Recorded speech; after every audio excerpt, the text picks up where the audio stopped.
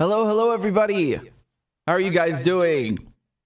Great to be live with you on the eve of supposed World War III. Where are you guys? First things first. Roll call. So tell me where you guys are watching from. I love doing this, finding out where you guys are tuning in from. It's always great. We have such a huge. Hold on, give me a sec. I'm trying to refresh this. Hold on. I'm trying to see if yeah, I see. We have 125 viewers now. That's very good, but only 73 likes. Come on, you guys can do better than that. Don't do that to me. Don't be dirty like that. when Russia is just about to invade. Come on. Okay, I very good. I see it's going up now. We have people joining in from Southern California, Ontario, Louisiana, California, LA, the Kremlin, Central New York State, France. On a des gens qui dorment pas à cette heure-ci. C'est bien, c'est bien. Pittsburgh, California, Germany, sehr gut. Michigan, Arizona, Edinburgh, very good. This is lovely. Mexico, Barcelona, isn't that wonderful? I really love that. I'm not even like, it's not a joke. I'm actually really happy about that. Finland, this is crazy. You know, it's really just all across the board. And Claudia says she's in KFC Central headquarters.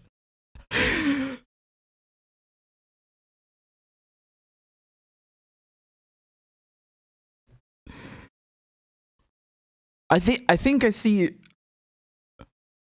I can't even count them anymore. You guys are great. You guys are wonderful. You guys are wonderful. Well done. So anyway, let's get into World War III. I don't want to keep you waiting. I don't want to tease you. Right? We should get to the coverage of World War III. So, okay. Christ, where do I begin with this one? I mean, this is the first time I do this at the beginning of the live stream. Hold on, give me a second. I'm going to do a poll. Okay, let's do a poll. Give me 1 second to set this up.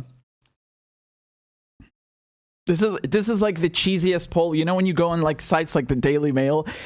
I mean, that's not something we do, but you know, but you go when we have the misfortune of stumbling on sites like the Daily Mail, you see these like shitty polls and comment sections. Here, I'm gonna start a really tacky poll. It's a very simple question. I'm asking you, will Russia invade Ukraine? Your guess is as good as mine. No, honestly, it's not a guess. It's just the answer is no. It's very simply no, and I'm going to explain to you why. But I just want to show you the warmongering, the bullshit, the hysteria. It's really hysteria. And we really need to be scientific. We need to break it down. We need to document, and we need to look at this really properly. Okay, so let's start. Shall we begin?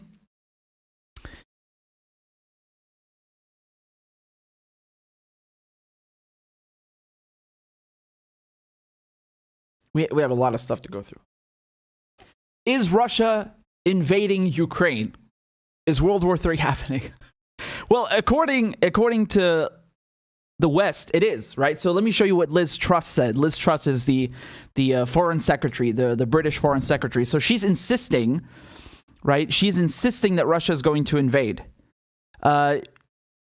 Here she's saying that Russia is failing to live up to the international commitments it's made around transparency, and it's refusing to engage with the OSCE. And then here she's saying that the Russian invasion is imminent, right? She says that the Russian invasion of Ukraine is imminent. She's warning us, okay? And here, look at the Washington Post. They say Russian government hackers have likely penetrated critical Ukrainian computer systems, according to the United States, right? So they're talking about a few banks and even the defense ministry, I take it, right? So here we go. Russian government hackers have likely broadly penetrated Ukrainian military, energy, and other critical computer networks. This is just from a few hours ago, right? It's just from a few hours ago. So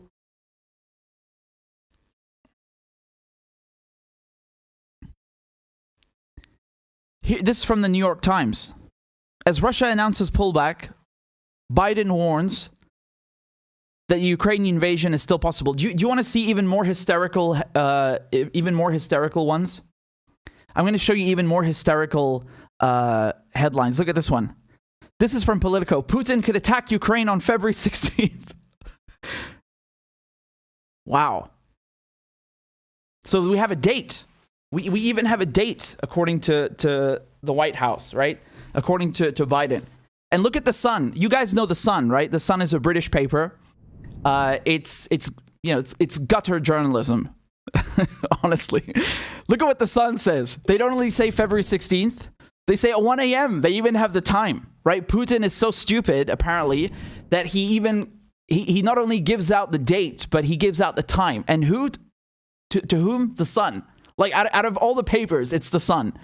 Well, guess what? Let's look at what time it is. What time is it in Ukraine? It's 3:30 in the morning on February the 16th. And no, there has been no Russian invasion. Oh, what a shame. What a shame, right? All of that warmongering for nothing. Why would they ever do that? Why would they lie to us? They wouldn't do such a thing. It's not like, Western governments have a propensity and an inherent urge to lie and manufacture one crisis after the other. They would never lie to us. What's going on? Well, it turns out that Russia is pulling back troops, not invading. So this is from The Guardian from today. Say Russia confirms partial withdrawal of troops from Ukrainian border. Okay? So they're not invading Ukraine, they're actually de-escalating. Here's something else. Russia's defense minister is in Syria. Because whenever you're about to invade a country and start a war, you send your defense minister, to the wrong place. That's what every country does, right? Whenever you're about to invade, you just send your defense minister off to Syria to see President Assad. This is today, right? This is today. So today we're supposed to have an invasion. Right now, apparently Russia's supposed to be invading Ukraine. And yet Russian troops are leaving Russia's border with Ukraine. The Russian defense minister is in Syria. It sounds like a pretty shitty invasion, right? Here's the best part. Are you ready for this? This is from the AFP. They say that breaking the Ukraine. So Ukraine and the West have managed to prevent a Russian escalation. Oh, I see how it is now. I get it. Okay, so apparently there was going to be an invasion, but it's thanks to Ukraine and the West that there isn't one. I get it. So no matter what happens, the West is always correct, Ukraine is always correct, and Russia is always at fault. I get it. I'm starting to understand now. Stupid me. How could I miss this? How could I miss this, guys? Let me show you something else that is so ridiculous, and this was posted on February 11th, right? Take a look at this tweet. It says, Putin has big weekend plans in Ukraine. Number one, he's going to cut power and heat. He's going to knock out the Ukrainian Navy and Air Force. He's going to kill general staff and hit them with a cyber attack. Then he's going to install pro-Russian president, and then he's going to resort to a full-scale military invasion if Ukraine doesn't give in. Holy shit. That's a laundry list of things to do. Wow. I wonder if that came true. Let's see. Did Putin do any of these things? Nope. And then the same person says, oh, well, emotions were running high and I let them get the better of me. No, that's not emotions running high. You just made up like the wildest fucking accusation. What is that? It's so detailed as well. Like he's going to have Fruity Loops cornflakes and then he's going to put on green pants and he's going to cut the power in Ukraine and kill the general staff. What the fuck? That's not emotions running high. You're just a professional bullshitter. And of course, I don't need to tell you, you won't be surprised. This is someone who's affiliated with the Atlantic Council. Need I say more? Jesus Christ. I mean, these people are really something. They are really something. Right? Here's the head of NATO. Look at what he's saying today. Okay? So this is, again, just a few hours ago. He's saying everything is now in place for a new attack. So, all the evidence points to Russia saying we're not going to invade. Russia is not invading. They're pulling back troops from the border, from Russia's border with Ukraine. And the West is just, they can't accept it, right? They have to keep going. Take a look at this. But Russia still has time to step back from the brink, stop preparing for war, and start working for a peaceful solution. Everything is now in place for a new attack. But Russia still has time to step back from the brink.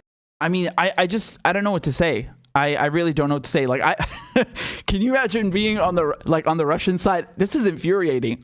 Honestly, it's so disgusting how they just keep lying. They can't stop lying. No matter what happens, like even when Russia is pulling back troops, they're like, well, they didn't pull them all back. What? Yeah, but you said there'd be a fucking invasion 2 hours ago. Where is it? Where's the invasion? I'm waiting, man. Actually, not 2 hours ago, 3 hours ago. I don't know the Russians to be late. I don't know the Russians to be late. And you know what's crazy is that these people who keep going on about Putin, right? Like this Atlantic Council individual, which I showed you just now, is that they keep going. They don't stop. You know, it's like even when they're wrong, they still think that they're right. And let me show you something over here. I just want to pull up this tweet. It's so ridiculous. Again, it's the same person, right? Hold on a second. Look at this. The bullshit never stops. Look at this. We've been so focused on Russian troops and tanks that we missed Moscow's strategy. Strangle Ukraine's economy and sap the resolve of its people. Jesus Christ. They can't stop. Like, what the fuck is wrong with you? Like, even when there's no invasion, they're like, oh, you see, we are the ones who stopped that invasion.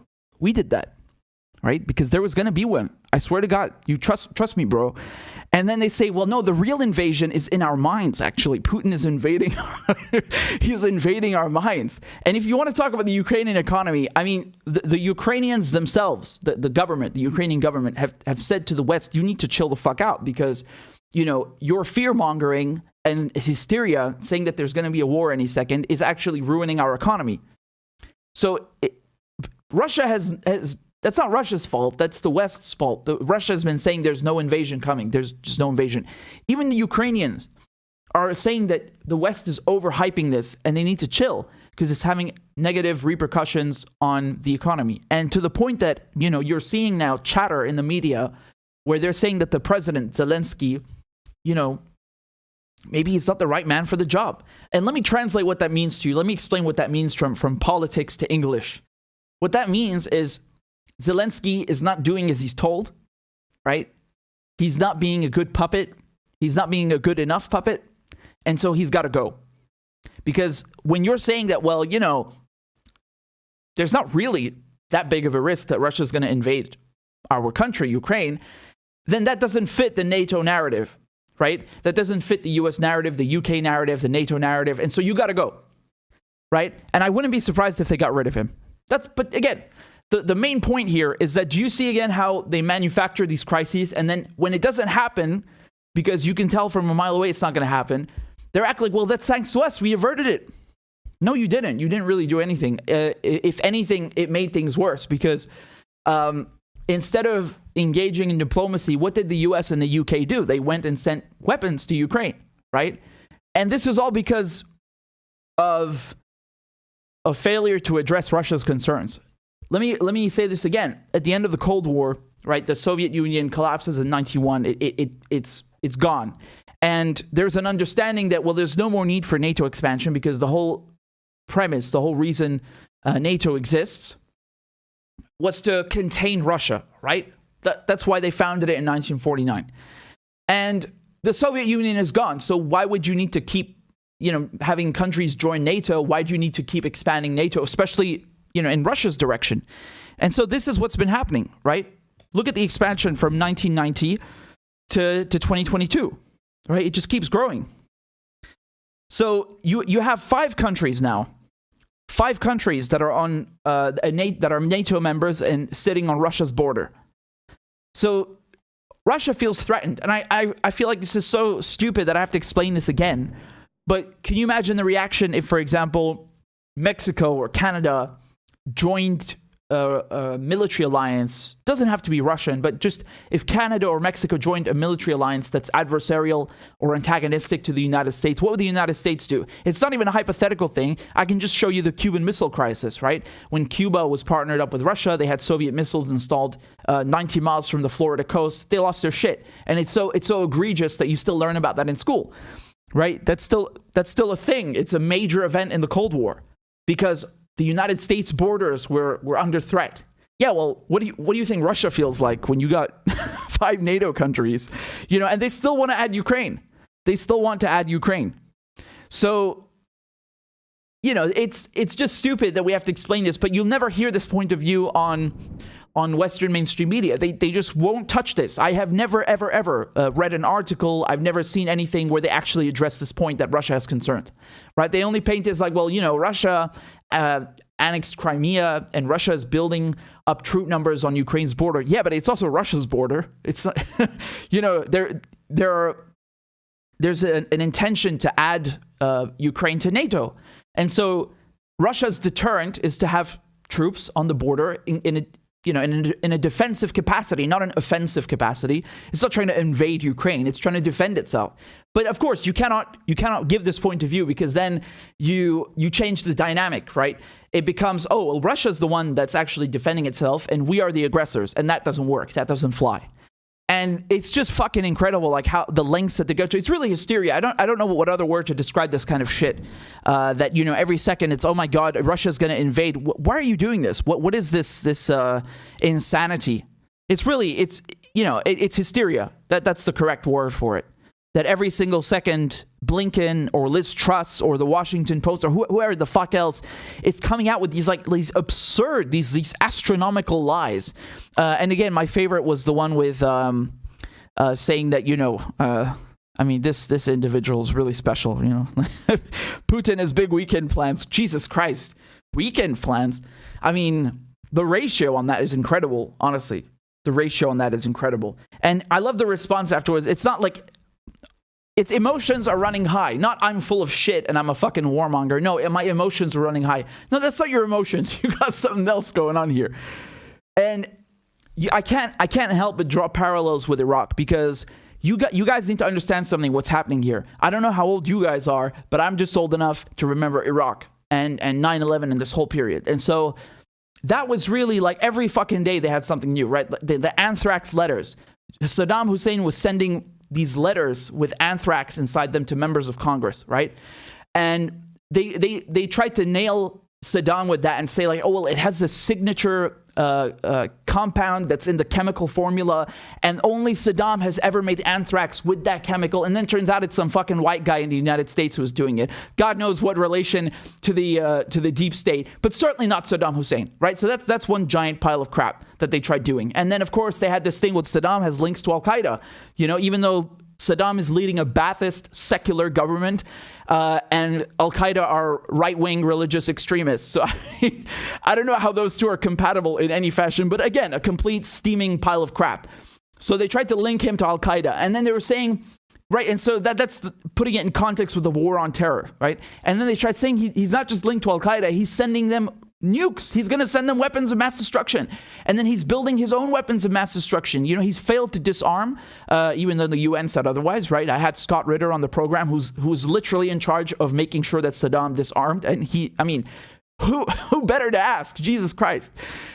So they were saying that Saddam failed to disarm, and he's building he has such advanced capabilities that in 45 minutes he can launch an attack. He has these mobile trucks that can cook, it's like Breaking Bad. They can just drive a fucking truck and cook up some bubonic plague in the back in 45 minutes. Like the most insane crap. And this is real, right? And so every single day they would report this in the New York Times. Judith Miller, just, the scum of the earth. These people would report this every single day like it's fact. Right, zero scrutiny, and it's the same thing what you're seeing here. So when they report this stuff, that's coming from the government. Keep in mind, this is the U.S. government saying this. The U.S. intelligence agencies, the same people, the same apparatus that lied about Iraq. They don't scrutinize it. They just report it as if it's a fact. And so this is when you stop being a journalist and you become a mouthpiece. You're just basically you're a mouthpiece. You're speaking for the government. And this is, by definition, state media. by definition. And so when you're no longer scrutinizing these astronomical claims and just repeating them as if they're facts, and in some cases, I mean, just making, well, not some cases, but I mean, in many cases, you have the pundits, the commentators themselves just making up, literally just making up on social media the most insane shit. I mean, what are you supposed to think about this? So many people are drawing parallels between this and the Iraq War. Are they just as bad? I don't know. I still think, obviously, you know, Iraq actually happened.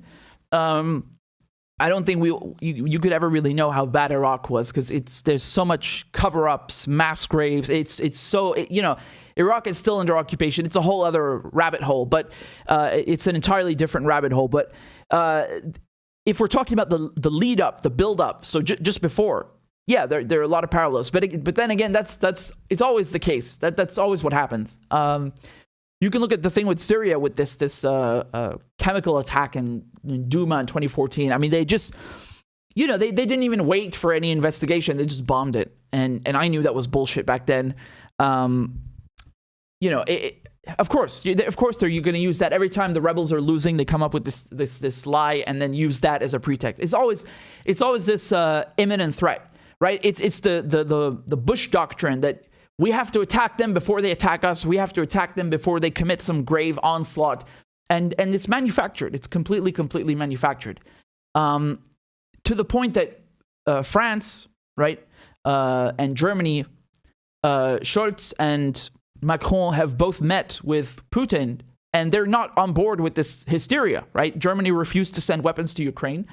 And you can see how there's sort of a split within NATO, that these countries are trying a more diplomatic approach. You know, of course, you still have Blinken speaking with Lavrov on the phone, but, you know, they put down the phone and then go back to propaganda mode. So it's not really much better. If you go on Twitter and you look at Blinken's feed, it's every 6 hours, like clockwork. It's like, oh, well, you know, Russia needs to de-escalate, and we express our unwavering support for Ukraine. And again, it's propaganda mode 24/7, and there's no scrutiny from the media. Like, I haven't seen an actual headline in a major outlet that says, or not just a headline, like a piece, an article, or a video report, a segment that actually challenges any of this. It's just, yeah, of course Russia's going to invade Ukraine. Here's why. Like, why? I don't understand why they don't challenge any of this. There's no one challenging this in the mainstream media. It's just accepted as fact and so on. And this is propaganda. This is propaganda, plain and simple. Again, my favorite, just, you know, the date, February 16th.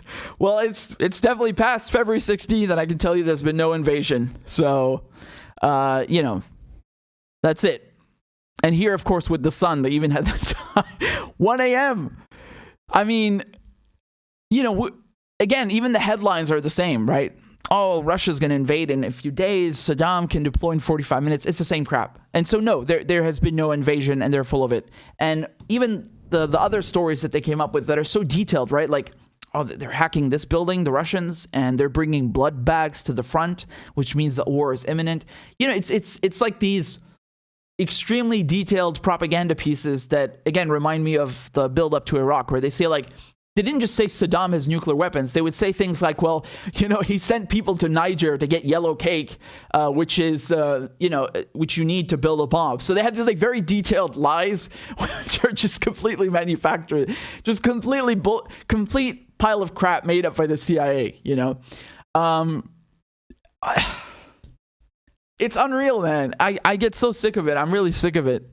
And no one learns from this. Like, people should be looking at this and going like, well, where's the invasion? You promised us a war and it's not happening. Maybe you guys are full of shit and we should stop listening to you. But no, people are too conditioned, right? Russia, and so on. Now, I want to talk about something else to do with Ukraine. Okay? Take a look at this, because this is extremely important and absolutely crucial to understand. Let me pull this up for you, because it's not just a question of, okay, we're going to demonize Russia and so on. And again, you know, no one's saying Russia's perfect, but what you need to understand what is happening in Ukraine when we talk about propaganda. I want to show you this. There's this whole fear-mongering that Russia's going to invade Ukraine. Well, we need to look at the propaganda that they're peddling and what kind of support the West is offering Ukraine. So as we've seen, the UK, the US, they sent weapons to Ukraine, but there have been programs run by the CIA that go back several years now, since 2014, 2015, where they've been supporting, giving, again, training, weapons, funding to militias in Ukraine. What kinds of militias? Neo-Nazis. And this is not something that happened a few years ago. It's still happening right now. And I want to show some very interesting pieces to you.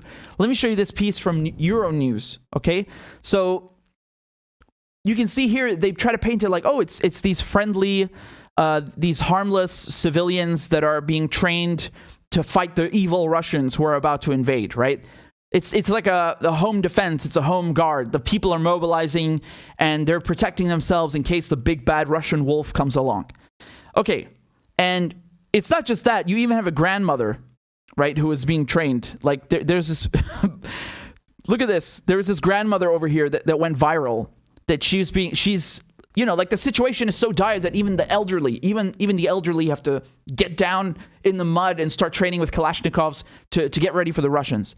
And I want to show you, I want to point to something interesting. Look at the guy that's standing with her. Okay, look at his arm, the patch on his arm. That's a Nazi symbol. Now, of course, it was co-opted by the Nazis. They didn't invent it, but it's absolutely a Nazi symbol. And the thing is that these groups are neo-Nazis, right? So what the West is trying to portray as a home guard. These are militias that are defending Ukraine from the evil Russians. A good chunk of those are neo-Nazis. And this is being concealed by the media. So the U.S. is funding these groups, right? The CIA passed these funding packages already back in 2015. I just want to show you one thing, for example. Look at this. So this is back in 2014, right? They wanted to give a good nice wad of cash to these Ukrainian militias, okay? And there was concern, this again from The Nation, there was concern that some of that money would go to neo-Nazi groups such as the Azov Battalion, okay? And you had Congressman John Conyers of Michigan and Ted Yoho of Florida who'd made an amendment to the House Defense Appropriations Bill that, quote, limits arms training and other assistance to the neo-Nazi Ukrainian militia, the Azov Battalion. It passed by unanimous vote in the House. Okay, so even Congress is concerned, like, okay, we'll send Ukraine money, but we're not going to give it to these neo-Nazis. And so they dropped this amendment and they passed it to exclude this neo-Nazi group from getting this money. And then the article continues, and yet by the time November came around and the conference debate over the year-end appropriations bill was underway, the Conyers-Yoho measure appeared to be in jeopardy. And indeed it was. An official former with the debate told the Nation that the House Defense Appropriations Committee came under pressure from the Pentagon to remove the Conyers-Yoho amendment from the text of the bill. So again, let me translate that for you in case it wasn't clear. The Pentagon interfered and made Congress get rid of this amendment, excluding the neo-Nazi group, this Azov Battalion, from receiving funding. Okay? So the Pentagon insisted that these Nazis in Ukraine, these neo-Nazis, get money. A neo-Nazi militia. Okay? And I mean, just to explain, give me a second, like this symbol that you're seeing on this guy's arm over here, this arm patch, right? Right, that's called the Wolf's Angle, okay? That's the name that it has. And you have the 2nd SS Panzer Division, das Reich, which had this symbol in World War II. And this is a very significant division because they committed a massacre. I mean, just as one of the atrocities, but one of the most famous ones is they massacred Oradour in France, right? It's a very famous massacre. They killed around 600 civilians. They just massacred them, executed them. They destroyed the entire village. And there's a famous poem about that. I remember learning this in school, right? Oradour n'a plus de femme, Oradour n'a plus un homme. This poem. And it's about that village being massacred by this battalion, this Nazi division, which has this Wolf's Angle as the insignia. And this is what the neo-Nazis in Ukraine are using, the exact same insignia. And it's not an accident, right? Because again, if you go back 150 years, you'll see the same symbol being used in a different context. But this is exactly what it is. It's a neo-Nazi symbol being used now. And I want to show you a report from Al Jazeera who went to talk to these to the neo-Nazi militias right now. This is February 13th. Take a look at this interview. Let's watch it together, okay? These men training on a football pitch in eastern Ukraine say they want to defend their country from Russian aggression. Freikorps has its origin in German nationalist groups of the 18th and 19th century, and the leaders of the group say it has thousands of members. But only 60 have bought their own licensed weapons and regularly serve alongside Ukrainian army soldiers on the 420-kilometre front line. 24-year-old Gleb studied Homeland Security and Crisis Management at university. He says one day he wants to open a gun shop. Why did you choose Freikorps? Because they're more ideologically closer to me. So you see again the symbol on the chest. He's got the Wolfsangel, the neo-Nazi insignia. I decided to join them. When you say they are more ideologically closer to you, can you tell me what you mean by that? Pay attention to this question, right? So he asks this guy about their ideology. What do you guys believe in? So I decided to join them. When you say they are more ideologically closer to you, can you tell me what you mean by that? How? What do you believe in ideologically? Can we pause that? Okay. Sure. Did you see that? He asks him, what do you guys believe in ideologically? And he's like, can we pause that? He doesn't want to say it on camera because it's fucking obvious that they're neo-Nazis. And again, this is not just speculation because they use the symbol. This is their ideology. And it's absolutely disgusting, the type of things that they celebrate. Let me show you this over here. This is later in the same video, okay? In 2019. But some of its leaders, such as Dmytro Yarosh, have been made advisors to the head of the Ukrainian military. Participants in this torch-lit rally resembling Nazi gatherings in 1930s Germany hold a banner honouring Stefan Bandera, a Ukrainian Nazi collaborator widely recognised as organising the massacre of tens of thousands of ethnic Poles in Ukraine towards the end of World War II. Bandera. So do you see that they're literally honoring a Nazi collaborator, right? Who massacred Poles? I mean, this is so vile. And what's mind-boggling to me is that I don't understand the relation. I really don't know how people in Ukraine can support Nazism or have neo-Nazi manifestations. I mean, the Nazis considered Slavic people to be subhuman, Untermenschen, and that's why they killed Russians, they killed people of Eastern Europe. They killed them in the millions, right? They committed genocide against them. For example, the Russians, the Russian prisoners of war, were not treated like the British and the American prisoners of war by the Nazis, right? So the British and the Americans were treated somewhat okay. You still had massacres, of course, against British POWs, like the Great Escape, but the Russians were killed. You had death marches, starvation. They literally had calculated down to the calorie of how much. This is Bake, the food minister under the Nazis. They literally calculated how many calories they could give, the Russians, so that the Russians have not even enough to survive, but German soldiers can be well fed. And they starved them to death. And they had these death marches. They killed the majority of Russian POWs were killed precisely because the Germans regarded them as subhuman.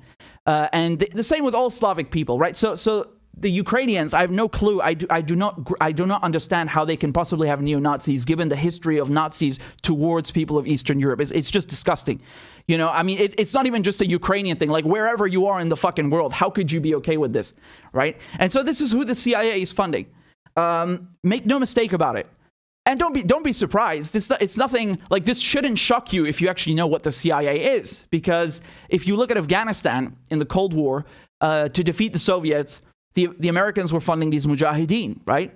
And what did that morph into? Al-Qaeda, right? So the Al-Qaeda has its roots in CIA funding. Many of the senior leadership in Al-Qaeda received CIA money, al-Zawahiri, bin Laden. And so, again, blowback, right? The Americans are so desperate to interfere and counter Russia that they're willing to create groups like Al-Qaeda, willingly or inadvertently. What difference does it make? They're not stupid. The CIA are not stupid. They know exactly who they're sending millions of dollars to. They're not dumb. And then, of course, in Syria, look at what happened in Syria, right? These moderate rebels. They're not moderate rebels. It's fucking Al-Qaeda again, right? So they're paying these well, of course, you have the ones that are funded by Saudi Arabia and so on, but you have the CIA going into Libya after they toppled Gaddafi and sending all of these weapons, that were stored there, these weapon caches, over into Syria, right? And of course, there's additional funding and logistical support and all of that stuff. And so they know what they're doing. They don't mind, because for them, it's like, well, we hate Bashar al-Assad, we hate the Syrian government so much that we're willing to get in bed with Al-Qaeda, and Israel, of course, the exact same thing, right? And then in this case, no different. We hate the Russians so much that we're willing to get in bed with neo-Nazis. It doesn't matter. And then, of course, in the media, they'll whitewash it for the CIA and the West. They'll come on and say that, oh, look, it's a nice little grandmother who's being taught to shoot because of the big, bad fucking Russians that are coming. And you look at the arm patch literally above her, and it's a neo-Nazi. It's a neo-Nazi. I mean, the levels that they stoop to is so disgusting. And it's the same thing in Syria, right? You have Al-Qaeda, people chopping heads off, and then they try to whitewash it and say, no, it's not Al-Qaeda. They're moderate rebels. They're moderates. Really? You got some interesting definition of moderate, don't you? So this is well documented by now. I mean, this is, I just read to you the instance in 2014 when they gutted this amendment that excluded the Azov battalion from receiving this funding. I mean, that is so clear cut. Like, how could you possibly justify that or excuse that or be okay with that? The Pentagon interfering to make sure that neo-Nazis in Ukraine get money. It's disgusting, right? And this is all over the place. It's not just back in 2015 and 2014. It's even now, today in January. This is from January 26th, right? They're bragging. They're bragging about the support that they're getting from the State Department and from the U.S. government, because it's only a secret if you watch mainstream media, but if you just do a bare minimum of looking around, you're going to understand very quickly what's happening. And I think this is very disgusting. Supporting neo-Nazis. What is that? That is, again, the same kind of ideology that killed people in Syria. The CIA coming in and training, funding lunatics, extremists, the scum of the earth, and causing bloodbaths. And then it's the same thing in Latin America. All these right-wing guerrillas that they trained in torture and other tactics, committing bloodbaths. And they don't care who they get in bed with. So this is astonishing to me that you have, people who trust that it's exclusively about Russia. It's all about Russia being an aggressor, and the U.S. is totally innocent. And Ukraine is, these militias who are, teaching nice little grannies how to shoot. There's nothing wrong with them. They're nice people. Don't be a Putin puppet. And I want to show you this from the Times of Israel, right? This is from 2019. The headline reads, Netanyahu meets with head of Ukrainian party that includes neo-Nazis. Okay? So the next time that they talk about anti-Semitism, please explain to me why Netanyahu is meeting with someone who has neo-Nazis in his party. Right? In Ukraine, of course. In Ukraine. So it's so funny, right? When it comes to actual anti-Semitism, like these disgusting neo-Nazis who have an ideology that's rooted in racial hatred, apparently anti-Semitism, it flies out the window. It's totally fine. This is not an issue. But of course, if you're Palestinian, you're Syrian, you're Lebanese, you want to resist the Israeli occupation, then you are an anti-Semite. Wow, that's interesting. Here's something else that's interesting. This is from just a few months ago. This is from December 2021. The United States and Ukraine voted against an anti-Nazism resolution at the UN General Assembly. The United States, which has long championed human rights, voted against a resolution to combat the glorification of Nazism, neo-Nazism, and xenophobia. So the United Nations General Assembly adopted a resolution proposed by Russia and more than 30 other countries to condemn Nazism, neo-Nazism, and other racist practices. The resolution was part of 2 draft resolutions taken from the report on elimination of racism, racial discrimination, xenophobia, and related intolerance. Look, everyone is okay with this, right? The resolution was well accepted among the member states with 130 votes in favor, right? And the only ones, the United States and Ukraine were the only 2 states to vote against the resolution. Jesus Christ. I mean, that really tells you everything you need to know, right? Why on earth would Ukraine, that has suffered under the Nazis, why would the United States that has fought the Nazis not be okay with this resolution? Most UN members are fine with it. What's so special about you that you won't vote for this? Of course, because that would they'd look like hypocrites then, because they're working with neo-Nazis in Ukraine. And let me tell you something about Russia. I'm going to say this again because I feel like there's a lot of, there is a lot of propaganda about World War II. Of course, the US and the UK did their part. So did the French resistance. So did the Polish. But Russia caused 80% of all German casualties. Okay? So, because if you watch too many Hollywood movies, you might be left with an impression with the idea that it's the United States that single-handedly defeated the Nazis. It's not true. That's not true. The United States only entered, after Pearl Harbor. Now, of course, the British were fighting the Germans since, 1939. But in the end, Russia is responsible for crushing the Nazis. 80% of the German casualties were caused by Russia. And another thing that I would tell you is that, sorry, just one second. I think I disconnected my mic. I hope you can still hear me. Yeah, so and I was just going back to World War II. My point was that Russia has a good track record of opposing fascism. And it suffered 20 million casualties. 20 million Russians died in World War II. So Russia suffered more and inflicted more casualties than any other party, any other state in World War II. So keep that in mind. Russia really suffered from World War II. I mean, everyone did who was under, the Nazi and Japanese occupation. But Russia really did a lot of the heavy lifting. So never forget that. 20 million Russians died. 20 million. And like I told you, the POWs alone is a couple of million, 4 or 5 million, right? So it's incredible. So, when you come along and talk about aggression and who's being antagonistic, always remember what's going on, that NATO is trying to expand. They're trying to add Ukraine, and there's already more countries now bordering Russia than there were in 1990. So even though the Soviet Union collapsed, they keep on trying to surround Russia with bases. They keep trying to surround Russia with missiles and of course the Patriot missile systems.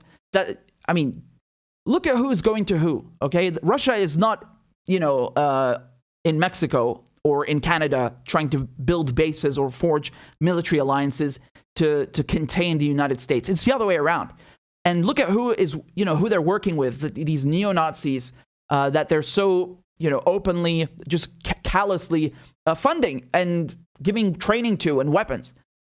This immediately should raise, red flags. You should immediately be able to see that something fishy is going on. And especially when Ukraine itself is saying, you guys are overreacting. We're not afraid of a Russian invasion as much as the UK is or the US is. You need to stop because you're hurting our economy. I mean, what else am I supposed to say? Here we are, February 16th. It's well past 1 a.m. There's been no invasion. Once again, more lies, and more lies from the mainstream media. And I think this is incredible. Journalism, if you can call this journalism, what they're doing, it's really one of the only fields where you can lie so much and so frequently and not just not lose your job, but fail upwards. I mean, it's incredible, right? How many things do these people get wrong? How many things do they get wrong?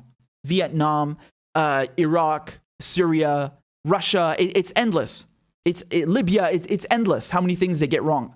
And people still think that we should trust the mainstream media and vilify independent media and make sure that on YouTube all the independent left channels get demonetized or deplatformed and launch some crusade against them. Yeah, because we're challenging these power centers and we're challenging the propaganda, and this is unacceptable. This is unacceptable to them. They want to keep narrative control, and so that's why if you question any of the hysteria about Ukraine, they default to things like, oh well, you're a Putin puppet, oh you're bought by the Kremlin, and so on and so on. It's always. I think when you switch to personal attacks, you've lost the battle. Like, you've lost the argument. As soon as you switch to personal attacks, you've lost it. I'm looking at the facts. I'm looking at the track record of the media. I'm looking at the track record of the United States and the CIA, who they get in bed with, who they're funding, why are they doing this, who is expanding bases next to whom, and then you will see who is the real threat.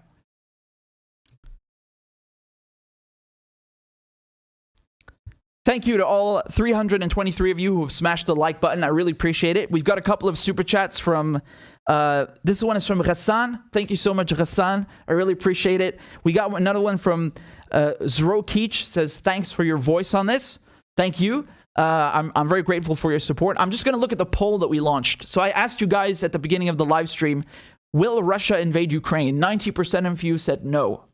90% said no. Who are the other 10%? We got a couple of Mossad and CIA agents in the chat. It's so funny. I think there's like one troll who keeps coming in. They come in and say the same crap every time about Palestinians. It's just, okay, go off, whatever. And I wanted to say another thing, because I saw some comment that someone was saying that they're like, I banned them or deleted their comment. I don't, first of all, I don't have time for that. Second of all, YouTube filters your comments. So if you comment something and you don't see the comment afterwards, it's likely YouTube that is filtering it. They filter a shit ton of comments. Like, I went into the YouTube studio and I discovered this section. I'm like, what the hell? There's like hundreds and hundreds, it's thousands now of comments that I've never seen before that are pending review. Like, I have to manually say if I want them or not. I've never even seen that before. So if YouTube is removing your comment, it's YouTube. It's not me. So Regulator TD says, well, they didn't say anything. They just sent a super chat. Thank you. I appreciate it. Convict Thug says, keep up the great work. Love from Lebanon. Ahlan wa sahlan. Thank you so much. That's always great to see people from the Levant tuning in. Always makes me happy. And Omar says, free Palestine, free Assange. Amen. I don't have any updates for you on Assange yet. The last thing I told you was the crypto donations. That's about it for now. But as soon as we have more updates, you know that this is the spot. I'll have all the latest for you. So, I mean, really, I'm nauseated by this Russia shit. Like, again, Russia's not perfect. No one is saying like it's some kind of faultless country. But when you see these patterns of the lies they keep repeating, the same people as well, like, it's not even it's not even creative at this point. It's the same agencies, the same outlets, the New York Times, the Washington Post, and look what happens afterwards when it's so clear that they lied. After they invaded Iraq, they come out with some shitty fucking apology in the New York Times. Oh, we should have been more vigilant. We should have done our duty, and we shouldn't have been so trusting of the facts that were coming out of the government. It's too late. It's too late for that bullshit. It's too late. Look how many people have died. The BBC is the same thing. The BBC, again, one of the most notorious pro-war outlets. And it's only afterwards, like last year in 2019, they put out this thing called Once Upon a Time in Iraq. And they go and interview, I think it's 4 episodes, and they go and interview people from Iraq and ask them about their experiences in the war, Al-Qaeda, ISIS. And, there's some good things in it. It's not completely perfect. There's some good things in it. But the point is, why are you doing that now? Like, why are you only now admitting that all this WMD crap was nonsense, that it was wrong to invade Iraq? Like, why is there no resistance when it actually matters? Like now, right now, for example, when they're trying to start war with Russia. Where is the fucking anti-war? Where is the... It's not even a question of anti-war. It's just do your job. Like, why do you repeat these claims from the CIA, from the Foreign and Commonwealth Office, with no scrutiny? You just repeat it like it's a fact. And people, most people, I don't even know if they read past the headline, but most people just they don't care how it doesn't matter if you say, oh, well, this is according to the so-and-so, White House or CIA or whoever, whichever official they're quoting, or the, Whitehall. They frame it in a way that makes it compelling and convincing. They don't frame it in a way that is neutral or objective. And they say, well, Russia says this. They feel threatened by NATO expansion. And this is what the foreign secretary says. And they try to give you balanced coverage. It's just one-sided, and it always happens to be pro-war. What a coincidence, right? It always happens to be on the side of, no, these accusations are right. It's important to send weapons. It's good to send weapons. It's good to get involved. It's good to start war. No, it's not. It's not good. Like, when are you going to learn? Are you interested in learning? I don't know. I think they have a purpose to serve these outlets, and it's not a good one, unfortunately. And again, I'm not saying every single person who works there. You do have some good journalism from time to time, of course, but most of it is, especially in foreign policy, it's just dreadful, and it's always pro-war. And that really, it's angering. It's angering. I shouldn't have to come on and tell you that the United States and the CIA are funding fucking neo-Nazis, because number one, they shouldn't be doing it. And number two, you should know this. The fact that most people have no clue about this is it's really concerning. They want to talk about Ukraine and Russia, but they don't tell you all of the information. I want to say one thing that Claudia just reminded me of, just to give you an idea how much of Poland, because I was telling you that Russia lost 20 million people in World War II. Poland, right? Because we were just talking about Poland as well. Poland lost 20% of its population under the Nazis. I mean, that is astronomical, honestly. Even 1% would be a crime. 0.5%. But just to give you an idea of the proportions, the Warsaw Ghetto and they razed Poland to the ground. 90% of Warsaw was destroyed in World War II. So most of the things in Warsaw have been either rebuilt or they're new. Just to give you an idea how they decimated it. Right, so just going back to my point, this shows you how much destruction. Of course, even London got hit very severely, but especially in Eastern Europe. Look at the destruction, the ethnic cleansing, the genocide that was committed by the Nazis. How the fuck do you end up with Slavic people now in 2022 who are endorsing Nazism, or you have neo-Nazi groups? I don't understand. I do not understand this. It blows my mind. It's really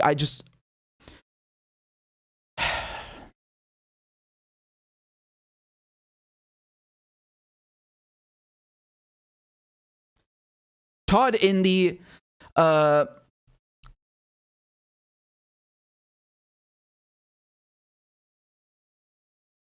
Jack says that CIA is working closely with Russian intelligence. Elaborate, please. I want to move on to the next the next segment with you guys. And again, thank you so much for hitting the like button. We have more likes than people watching. I don't know if that's good or bad, but keep it up. And I said earlier, drop a WMD on the like button. Thank you. So hold on, let's move on to the next segment. And thank you so much for your donations. I have one here from Macharias. Says, I don't understand how some people are so gullible. Yeah, me neither. It's conditioning, isn't it? They take the mainstream media for granted. And Mass Casualty says NATO was created with Nazis in leadership. It's fitting they used neo-Nazis to coup the elected government in Ukraine and wanted to join them now. That's true. You actually had former Nazi officials, heading NATO. This is absolutely true. Just like you had Nazi scientists in the U.S. space program and so on. They rehabilitate them and whitewash their image, and then suddenly, they're back in the picture for some reason. It's incredible, right? It's incredible. Again, it's true. Well, NATO used to be headed by a Nazi. I'm just going to go on to the next segment. Give me a second, please.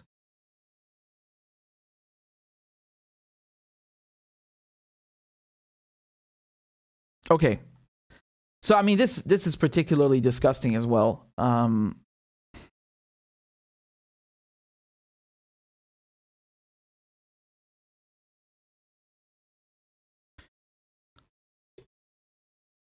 Sheikh Jarrah, the district in East Jerusalem, there are many Palestinian families who are facing eviction. right? The Israeli settlers have ordered them, these Israeli courts, which have no jurisdiction in Jerusalem under international law, they're forcing Palestinians out of their homes. And there's one family that's facing eviction in March, in just a few weeks, the Salem family. And Israeli settlers have come to provoke them by doing this. They set up a tent. An Israeli politician set up a tent in their yard, in front of their house, to harass them, antagonize them. It's supposedly a parliamentary office, right? And then you had these Israeli settlers that were attacking Palestinians with pepper spray. You can see them spraying it there, throwing chairs at them. I mean, it's really wild, honestly.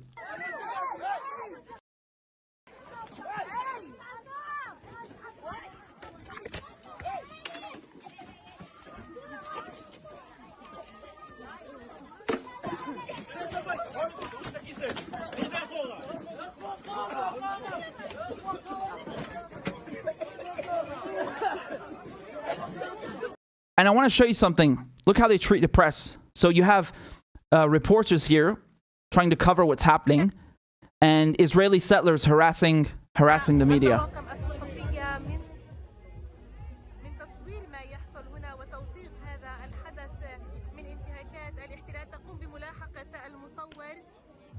So you see the cameraman, and you've got these Israeli settlers coming with Israeli flags. This guy's showing a middle finger and holding up the Israeli flag in front of the camera so they can't see anything. And the most interesting part is the so-called Israeli border police that are standing around. You see them? Do you notice how they just look at it like they don't care? And that's the whole point, because all of this settler violence against Palestinians is endorsed. The Israeli occupation forces come to accompany the Jewish settlers, the Israeli Jewish settlers, and just look on, watching them attack Palestinians, attack the media, and they don't do anything, right? So they're allowed to carry guns and arrest Palestinians, take over their homes, but for the Jewish settlers, even though they're the ones committing the violence, they endorse it, they enable it by just standing around as they harass media, as they throw chairs, use pepper spray. It's unbelievable, right? And many of the Jewish settlers are themselves carrying, rifles, machine guns. So, very, very interesting, right? The next time you hear them say that, well, Israel is a democracy, yeah, look how they treat the press, right? They shoot journalists. They kill and shoot journalists in Gaza. Whenever there's a war, they just completely indiscriminately kill journalists and medical workers. And when you try exposing the settler violence, this is how they treat you. But that's not the worst of it. I just want to give you an idea how close this is to the family's home, to the Salem family's home. Because, again, I'm going to say this again, the Salem family are facing eviction by this illegal Israeli court. They're going to kick them out of their home, and they're trying to kick dozens of families out of their homes, these Palestinian families, so that Jewish settlers can move in. And look where this yard is. Look how provocative this is. They're putting a tent up in this family's yard that's about to be evicted, and dancing and making fun of them and harassing them every single day. Injustice, it's crazy. This is the Salem family. They are due to be evicted from their home. They were born in 15 days. This here is extremist Israeli settlers. Here in the middle of Sheikh Jarrah, the Palestinian neighborhood.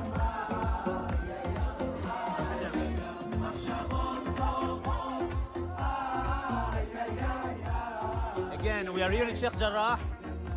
This is extremely right-wing Israeli minister Ben Gvir sitting behind them. Right, so that guy is Ben Gvir. He's the Israeli politician who set up this office here, this tent office on their yard, right, on the Palestinian family's property, and right in front of their home to provoke them. And of course, with him, all of these Israeli settlers there. I mean, very happy. Right here next to them, again, the Salem family who are going to be forcibly evicted from their home. This is the situation in Sheikh Jarrah. The injustice is... It's disgusting, right? It's disgusting, isn't it? And, you know, what am I supposed to say? I wish this were an isolated incident. It's not. This is what Israel is. All of these people in Israel, these Israelis, you know, they've come from outside of Palestine. Either they themselves, their parents, or their grandparents came to Palestine. And that's how Israel has been built. It's always at the expense of Palestinians, right, taking their land. It's at the expense of Syrians taking the Golan Heights. It's at the expense of the Lebanese, right, occupying South Lebanon and now Shab'a farms. So Israel can only exist at the expense of others, and it's specifically the Palestinians who have it worse than anyone else. So these families that are being kicked out of their homes by these illegal Israeli courts are being made refugees a second time, because the families who live in Sheikh Jarrah were already displaced once by Israel in 1948 during the Nakba, you know, the ethnic cleansing, the mass displacement of at least 800,000 Palestinians, right, by the Israelis who destroyed villages, razed them to the ground. And again, you know, the Israelis try to pretend like this didn't happen. The Israeli ambassador to the UK, who you know, students were protesting when she was speaking at Cambridge Union or the London School of Economics. She used to be the settlements minister, right, the minister of settlements. And she said that the Nakba is an Arab lie. Right, because, you know, millions of Palestinians just randomly decided to leave their homes and give them to European Jews. You're really funny. And this is so disgusting. This is what America sponsors. This is what America is paying for. This is what American tax dollars buy. And of course, it's not just the Americans. It's the British. The UK is in large part responsible for the creation of Israel. But I really think that it's important for people to, you know, when you buy something, when you pay for something, you should know what you're buying. And unfortunately, this is what Americans are buying with their tax dollars. This is what the United Kingdom helped to create. And it's really just one facet of it. Again, you have 70 plus years of this going on, where Israelis are taking Palestinians' homes, either bulldozing them or kicking them out and taking the house. This is every single day you see a Palestinian being beaten, a Palestinian being killed. I cannot keep count of how many times. It's really every single day I see this Palestinian in the West Bank was killed by the Israelis. This Palestinian over here being brutally arrested. I mean, look, I just saw this earlier today. A man with crutches being beaten up, right? A Palestinian man being beaten up by the Israeli forces. Look at this. Disgusting.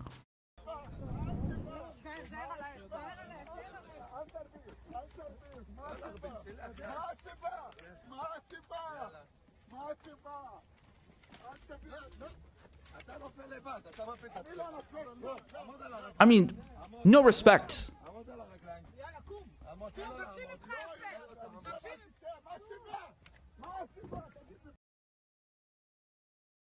Really just disgusting. You know, it's really disgusting. And you can hear the broken Arabic of the Israelis. Yalla kum, right? They're saying yalla get up. I mean, he's the dude has crutches. What do you mean get up? You just knocked him on the ground. Jesus Christ, they're just so, you know, disgusting. And I'm not going to stop saying this, that it's under international law. Again, I'm not going to stop repeating this because it's so important to understand. Jerusalem was meant to be a separate body, right? And this is the UN who wanted Jerusalem to be separate. And it's important because the Israelis claim legitimacy from the UN. They say Israel was recognized and admitted as a member state to the UN, and that's why it's a legitimate state. Yeah, but the UN also says that Jerusalem does not belong to you. It does not recognize the Jerusalem law when you annexed Jerusalem illegally in 1980. It's been telling you to withdraw from Jerusalem, from the Golan Heights. You haven't done that. So, you know, anything the Israelis don't like from the United Nations, they're just going to ignore. And the one thing that gives them legitimacy, that one they'll accept, right? And my point here is that these Israeli courts who are kicking Palestinians out of their homes in Sheikh Jarrah have no jurisdiction. You can say, the Zionists, the Israelis will come and say, look, man, this is very simple. The court said this and this. Fuck your court, man. If I break into your house and set up a court and order you out of the house, does that mean I have the fucking legitimacy and jurisdiction to do that? This is insanity. This is their settler colonial bullshit. And you got people who are setting up these, again, you got people who've come to Palestine who are not from there, setting up these illegal courts, violating the UN's Security Council resolutions, and imposing evictions. You can't evict someone, who doesn't live in your jurisdiction. And I would add one more thing, even if they were in Israeli jurisdiction, Israel is a colonial, illegal entity in all of Palestine, not just the West Bank, not just in Gaza. The entire thing is a colonial project. It was created by the British. It's supported by the Americans. It's just settler colonizers coming from all over the world and kicking Palestinians out. And this is so disgusting how they do this. You're not going to see this, of course, on mainstream media, because this is the real side of Israel. This is what Israel is. This disgusting ethnic cleansing, making fun of a family that's about to be evicted. I mean, that's just sick, honestly. Coming and setting up a tent in their yard to make fun of them and provoke them because they're about to lose their home. I mean, how demented do you have to be to do that? Like, how morally bankrupt are you, honestly? It's so vile. It's so vile. And you can't tell Zionists anything. They think that they're always right. And, they come up with all sorts of excuses. The Palestinians are terrorists. They don't actually own these homes. They were given to them illegally by Jordan, and so on and so on. When it's the Israelis who've been caught falsifying documents to get these homes. And again, let me explain something to you very clearly. The Jews who are claiming these homes, it's not actually individuals. It's a settler organization, right, that represents Israeli Jews. And the homes are not, it's not even like this house used to belong to this person, 150 years ago and give it back to them. It's just going to random people. One of the people who's moved in, one of these Israeli settlers, is a fucking American, This guy called Jacob, there's that video that went viral where I think it was Mona Al-Kurd, she's saying, like, why are you stealing my house? And he's like, well, if I don't steal it, someone else is going to steal it. It's true. It's true. It's just, give it to any Jew, just get the Palestinians out. Give it to any Israeli settler. It doesn't matter if they're Australian, they're American, who the hell cares? Just kick the Arabs out, kick the Palestinians out, take the homes. So, they're trying to this is, again, one of the ways that they try to legitimize Israel. They, there's a law from 1950, I think in 1952, where they say that any Jew anywhere in the world can come to Israel and claim citizenship, right? And you got to think about what that means. That means if you're an Australian Jew or you're, from anywhere, it doesn't matter. You could be British, who cares? Even Egyptian, Iraqi, whatever.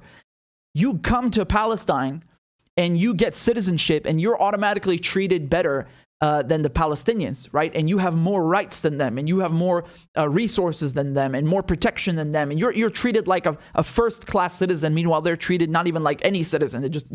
They just treat them like they're subhuman, the Palestinians. And that is incredible because the Palestinian who's been there for 10 generations or God knows how many generations is kicked out of his home. There are many Palestinians who've had to rebuild their homes multiple times. Like their families who've had their homes bulldozed by Israel, or they have to do it themselves because the Israelis tell you, do you have a permit for this building? And you say, no, I don't have a permit. What permit? You guys just came here and installed this colonial entity. How would I have a permit from you? Okay, do you own this house? You go give them the documents, they don't recognize it. And then they say you have to demolish your house. You don't have the permission to live here. This is not your house. And then Palestinians have to destroy their house. They rebuild it again, destroy it again. It's incredible. If you don't destroy it yourself, the Israelis will destroy it for you and you have to pay for them to destroy your house. I mean, this shit is unreal. And this is what's happening every day in Sheikh Jarrah. You have all these families that are pending eviction and they're about to be kicked out. And, you're not going to see any of this in mainstream media because they don't want to show you the ugly side, the real side of Israel, that it's a settler colony. It's built at the expense of Palestinians.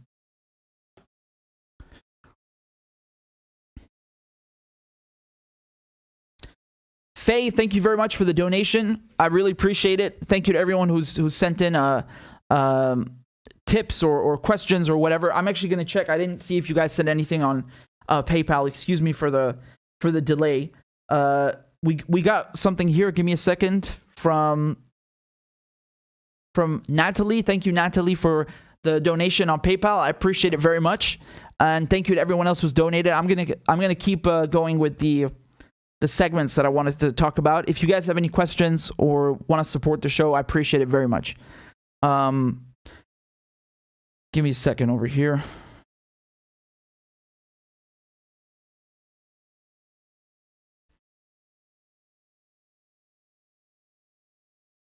Okay.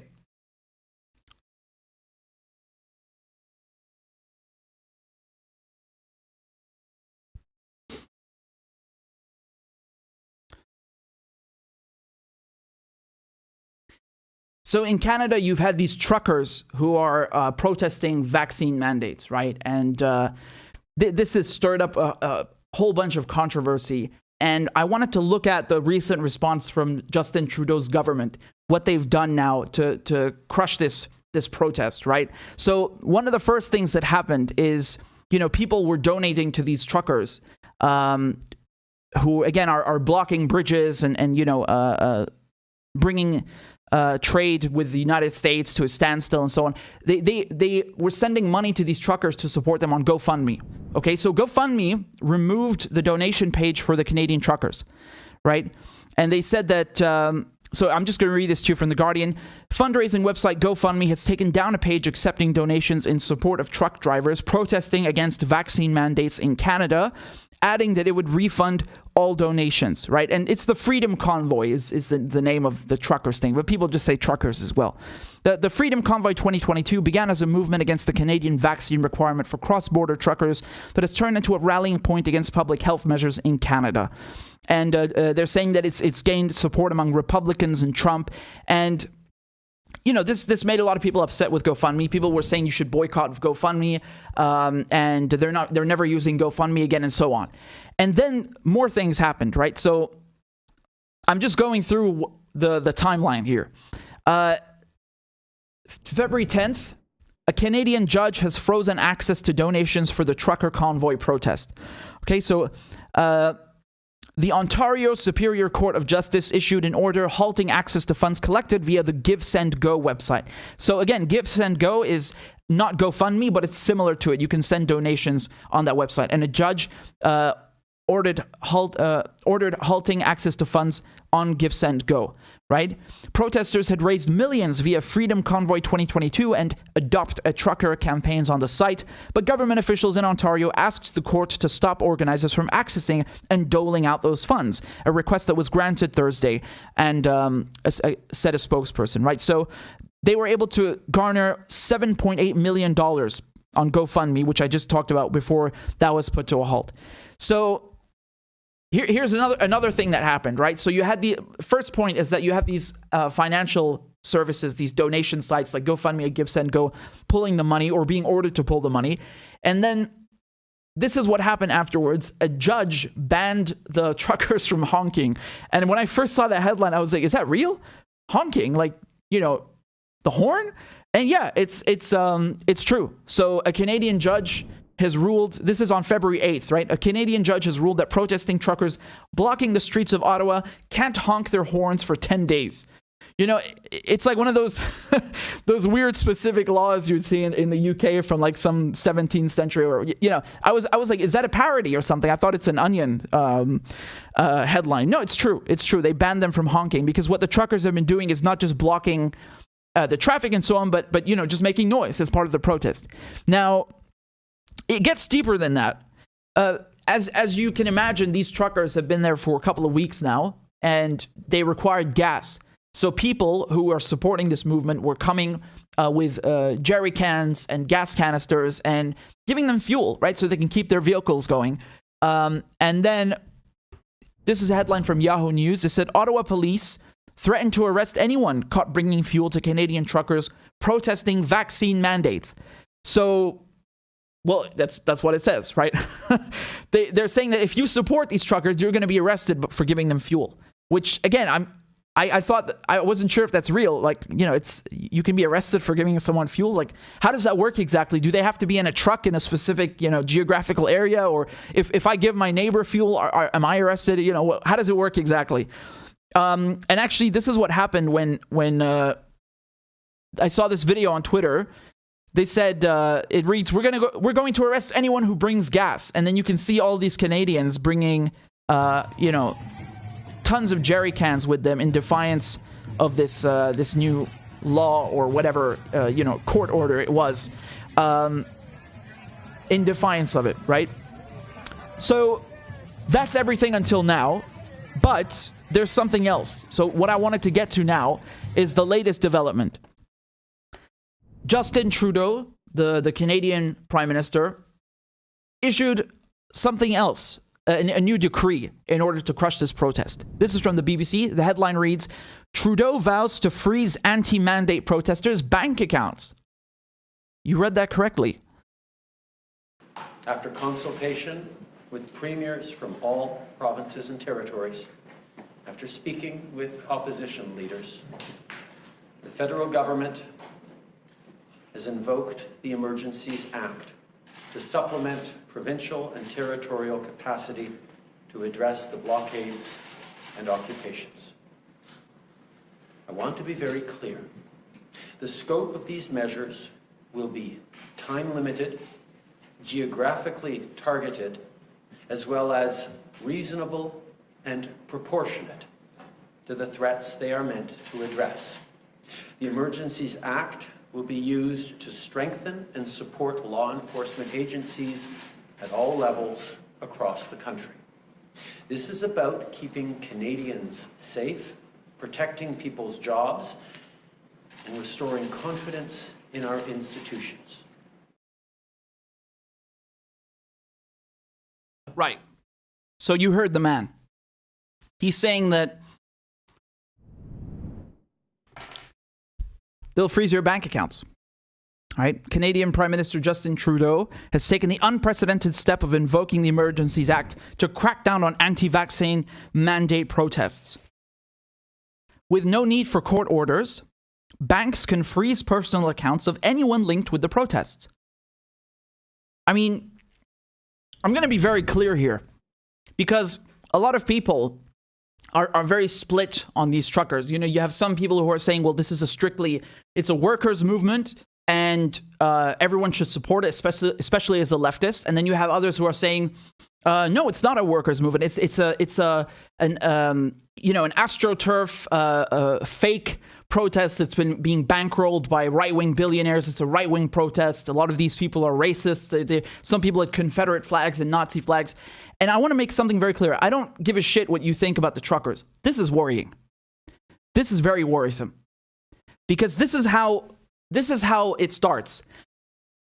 Today, they say, well, look at these nut jobs, these anti-vax loonies. We need to quell the protest to stop this public disorder and protect people's jobs, as Justin Trudeau is saying. And so that's why we're going to freeze bank accounts of anyone associated with this. And most people look at that and they're like, yeah, okay, well, these people are lunatics after all, so who cares? Yeah, that's how it starts. But next time, what if there's a mass mobilization? I don't know, pick anything. Could be leftists, could be whatever it is, whatever kind of protest it is.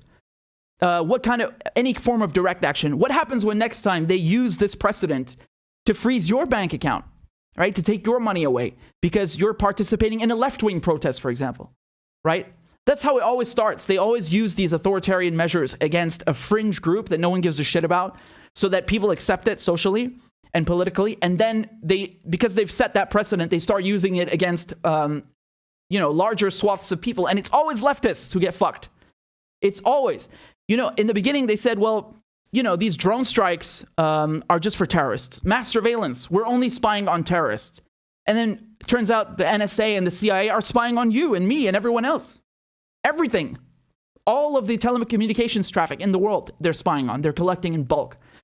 So what happened to it's just for terrorists? Right? And do you see how the state is mobilizing to crush a form of direct action and a protest? Again, I don't care what you think about the truckers. Focus on what I'm trying to say. The point is that when the economy comes to a standstill, or when workers stop producing wealth, you see how drastic the state, how drastic the measures are taken by the state to crush that. Because when you start messing with their money, when the workers stop producing wealth for the capitalists, for the people who are sitting on top, when you stop being a good little citizen and going to work and making sure that the economy is flowing properly, then they come out with the police. And now you see how the police are really just serving as a tool of the elites, of the capitalists, right? And you can see this phenomenon in France. Look at the Gilets jaunes, right? Which, again, also in France, people try to discredit it and say, well, that's a right-wing movement. I mean, to be fair, it is a broad movement. You have people from literally the entire political spectrum in France. And let me, again, say that France has an actual left, not like the United States, right-wing Democrats, liberals trying to masquerade as the left. There is no left in the U.S. government. But in France, you have an actual left, a real left. And they have a very strong culture of direct action, right? This is, my teachers would regularly go on strike in solidarity with other teachers, right? So the French have a really good understanding of what it means to protest, what it means to go on strike, what it means to have solidarity with other workers. And my point is, when you look at the Gilets jaunes, you look at the yellow vests in France, look at the response from the state, look at the response from the police. I mean, the CRS, which is the riot police, who are known, they're infamously violent. But even, by their own standards, this was overkill. I mean, there were like firsthand footage, right, in Paris of how they were just, beating the shit out of everyone. Just unbelievable violence, right? And this is, once again, it's like, you need to get back in line. Go back and do your job. Stop protesting, go back and do your job. And so the reason for the protest is not the point here. The concept is that when you have workers who go on general strike, workers who refuse to cooperate and go to the factory and make the gears move forward and make money for the capitalists on top, then you really see how these democratic states, these democracies, are not really democracies. They will come and shit on you. Right? They'll ban you from honking. Again, I thought that was an Onion headline. You're not allowed to give gas. They will take your bank account away. Like, they're trying all of these measures, which if someone else had done that, like if Vladimir Putin had done that in Russia, the Canadian press, the Western press, would have no problem calling that authoritarian, right? They would have no problem saying that this is overkill. It's way too much. You can't do that. This is a totalitarian state. Putin puppets all over the place, trying to crush any sort of dissent. Well, again, look at what the action is, not who's doing it. Because if someone had done it in Syria, if someone had done it in Russia, in North Korea, they would have no problem calling that authoritarian. But when they do it here, it's okay. And they say, we're here to protect you. We're doing this for your own good, right? Don't mind the CRS or the police bashing your head in, whether it's in France or it's in Canada, wherever. And this is really important to understand how when you start messing with their paper, when you start messing with the economy, and you go on, a general strike or any form of direct action that is, fairly large scale, then you really start to see the true colors of the state. You really start to see what kind of democracies they are. And so this is very worrying, because it sets a precedent. It creates a precedent. And you know that whenever the state acquires or starts using these expansive powers, who gets hurt the most? It's always the left. Always the left, right? Across the board, it's always the left who gets screwed. And so, again, they always use it in the beginning. It's, these guys are just terrorists. These guys are just neo-Nazis. They're just fascists. Why would you care about them? And then people acquiesce. They're okay with that. And then before you know it, it's being used against everyone, right? That's the issue here. That's the real issue here.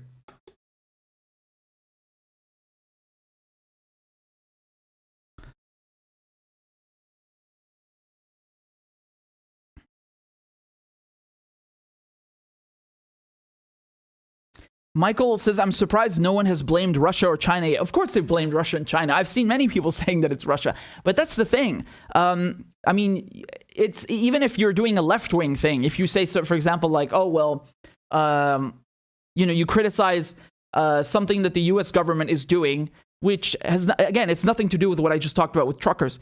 people will call you, oh, you're a Putin puppet. It's Russia who's behind that, and so on and so on, or it's China.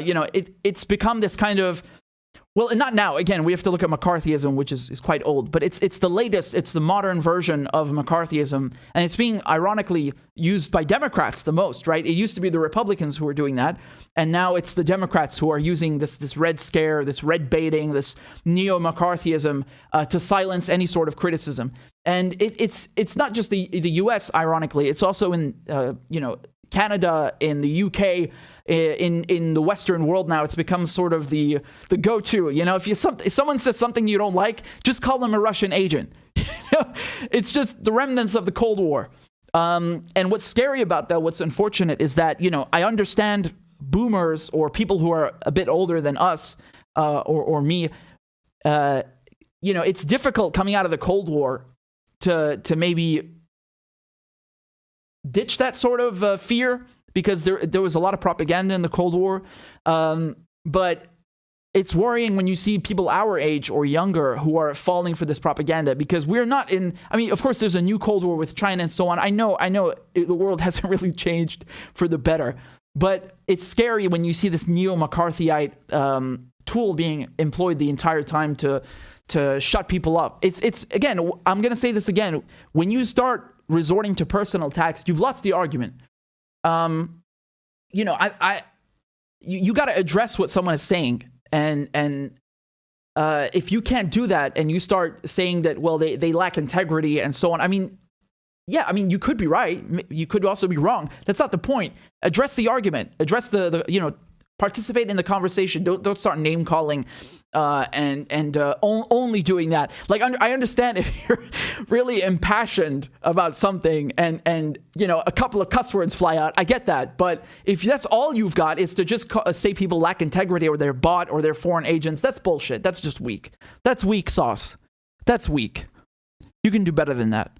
And I think I have seen people saying that the truckers are backed by Russia or something. I don't know. It's not. I've seen more things that they're right wing, but I don't know about Russia. I don't know if that's. I don't know. Have you guys seen that they're saying these truckers are backed by Russia? I wouldn't be surprised, because it's just, you can just use it anytime, anywhere, against anyone. A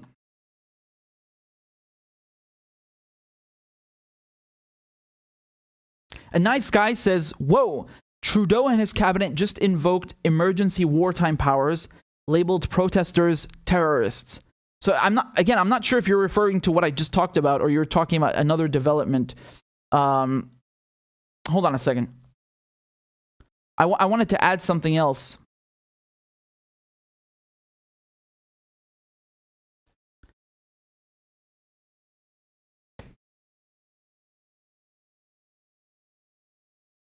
Because what I was just talking about now is these are the emergency powers that he's invoked to seize the bank accounts of anyone who's linked to this protest. And again, I feel like, well, what does that mean exactly? He says, when you say you're going to freeze people's bank accounts, people who are associated with a protest, what does that mean exactly? Does that mean someone who posts on Twitter in support of it, or someone who brings a can of gas, a jerry can to one of the truckers, or someone who's in the vicinity? Like, he says it's geographically limited and it's limited in scope and you don't have to worry. Okay, what does that mean? Because it's still extremely broad. And again, that doesn't change what I was saying, where it always starts against fringe groups. It's so easy to use, censorship, to use surveillance, to use terrorism laws, to attack fringe groups in society, because most people are going to accept. And then before you know it, they're using it against everyone, right? It's just like with the censorship thing in the United States. But again, this is a broader debate, a broader trend, I should say, in the West, is that you have these social media companies who say, well, we got to ban Trump from Twitter. No one likes Trump, so, who gives a shit? But, it starts with Trump, and then turns out, they're also using it against stories that are not favorable to Hunter Biden. What does that mean? Just a little bit of censorship. That's always the problem. They use it against people that are Alex Jones. Who's going to sit up and who's going to stand up and defend Alex Jones with all the crackpot bullshit that he said? Not really a lot of people. But the problem is it starts like that. And then before you know it, they're using it against the left. They're using it against anyone who's expressing dissent. you know, and that's the problem. That's the issue, that it sets this precedent. It creates it makes it okay in people's minds that this is, it's all right. It's not so bad. It's not such an egregious thing to do, to censor people or you know, to freeze their bank accounts, whatever the measure may be, whatever draconian or authoritarian measure has been taken or is being taken. And that is the issue, is that people acquiesce to this, and then before you know it, it's being used it's being used en masse. And I think, no pun intended, the mass surveillance is a perfect example of that. Censorship as well is another one, especially with social media. You see how, you know, they even demonetized my channel because I was talking about Israel too much. You know, and it's just on a whim. It's not even, you can't, you know, you have very limited avenues of appeal, sometimes none. And I would also add another thing. If you try posting things that are, for example, you know, people have been banned on Instagram because they posted pictures of General Soleimani, you know, and again, this is like, well, oh, he's just a terrorist. Who cares? Oh man, you don't know what you're talking about, right? This is how it works. And I've documented this. It's been well documented, and I've talked about this with you here on the channel, how they were banning or at least removing posts of people posting in favor of Palestinians or, you know, exposing Israeli crimes. That was being done on Facebook and Instagram. To the point that they had to come out and say, oh, okay, we're going to change our behavior. Yeah, so you were doing it. You've owned up to it. And that's a problem. Just give me a second, please, to refresh so I can see the chat. Convict says, more love from Yusuf Saab. Thank you so much, Yusuf. I appreciate that very much. Thank you. Islam.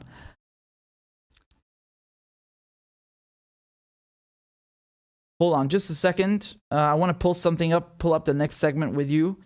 All right, guys, I really need to take go to the toilet quickly. Don't go anywhere, because we'll be right back in a few moments. We have a lot more to talk about.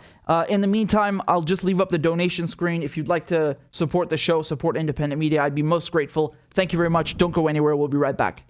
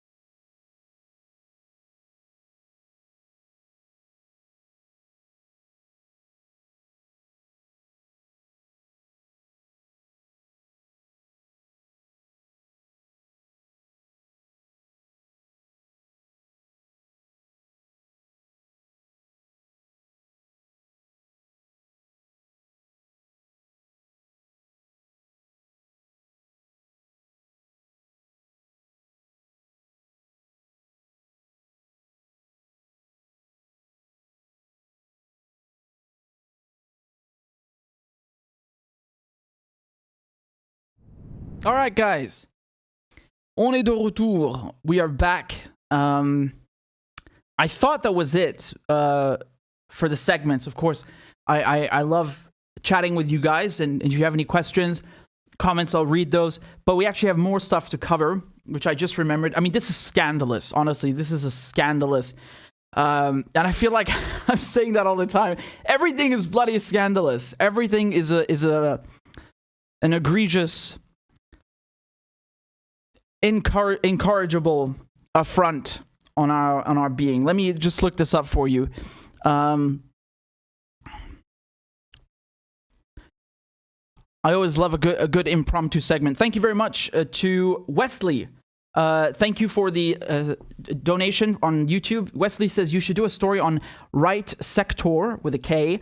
They're a neo-Nazi group that have permeated into the Ukrainian government and military. They grew in strength following Yanukovych's ouster. You do great work. Well, thank you, first of all. And I mean, I'm assuming you just saw, I don't know if you were tuned in from the beginning, but we did talk a bit about the Azov battalion. But yeah, this is a much bigger issue. And if you guys were paying attention, I didn't reiterate this, but the guy on Al Jazeera who was narrating even said that these neo-Nazis in Ukraine are, as Wesley points out, in the government, in the military, as advisors at the very least. But it is much bigger than that. So it is a very, very growing concern. And I will reiterate again that even if it weren't, like let's say, it was just 10 people. It's the principle. It's the principle that it's abhorrent. It's unbelievable that the United States is giving money to neo-Nazis. This is unacceptable. Whether it's 10 people or hundreds of thousands in numbers, or it's just one division, one battalion, one militia, or I know divisions and battalions are not interchangeable with militia. I'm just trying to I'm talking about what they call themselves, right? They all have different names, but whatever militia it is or armed group. Whether it's 1 or 10 of them, the principle is what is most concerning. But the fact, as Wesley points out, that you have these people permeating into the government and the military is unbelievably, certainly incorrigible and concerning. Just give me 1 second to pull these documents up that I wanted to show you. I think some of you might have heard of this story about Afghanistan. But nevertheless, we must talk about it because it is really, it's really important. I just need just a minute to pull up the documents, if you will.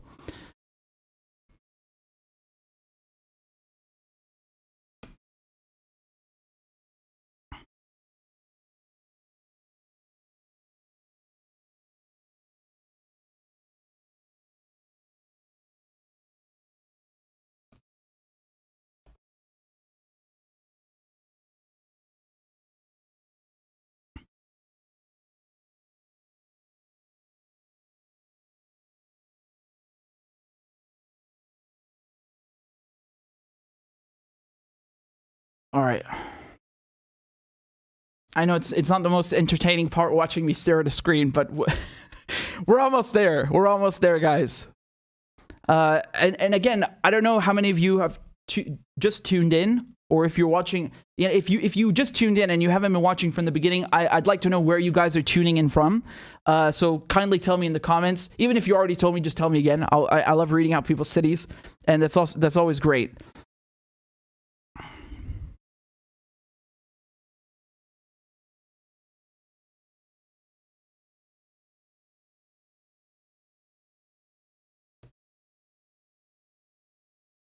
Okay.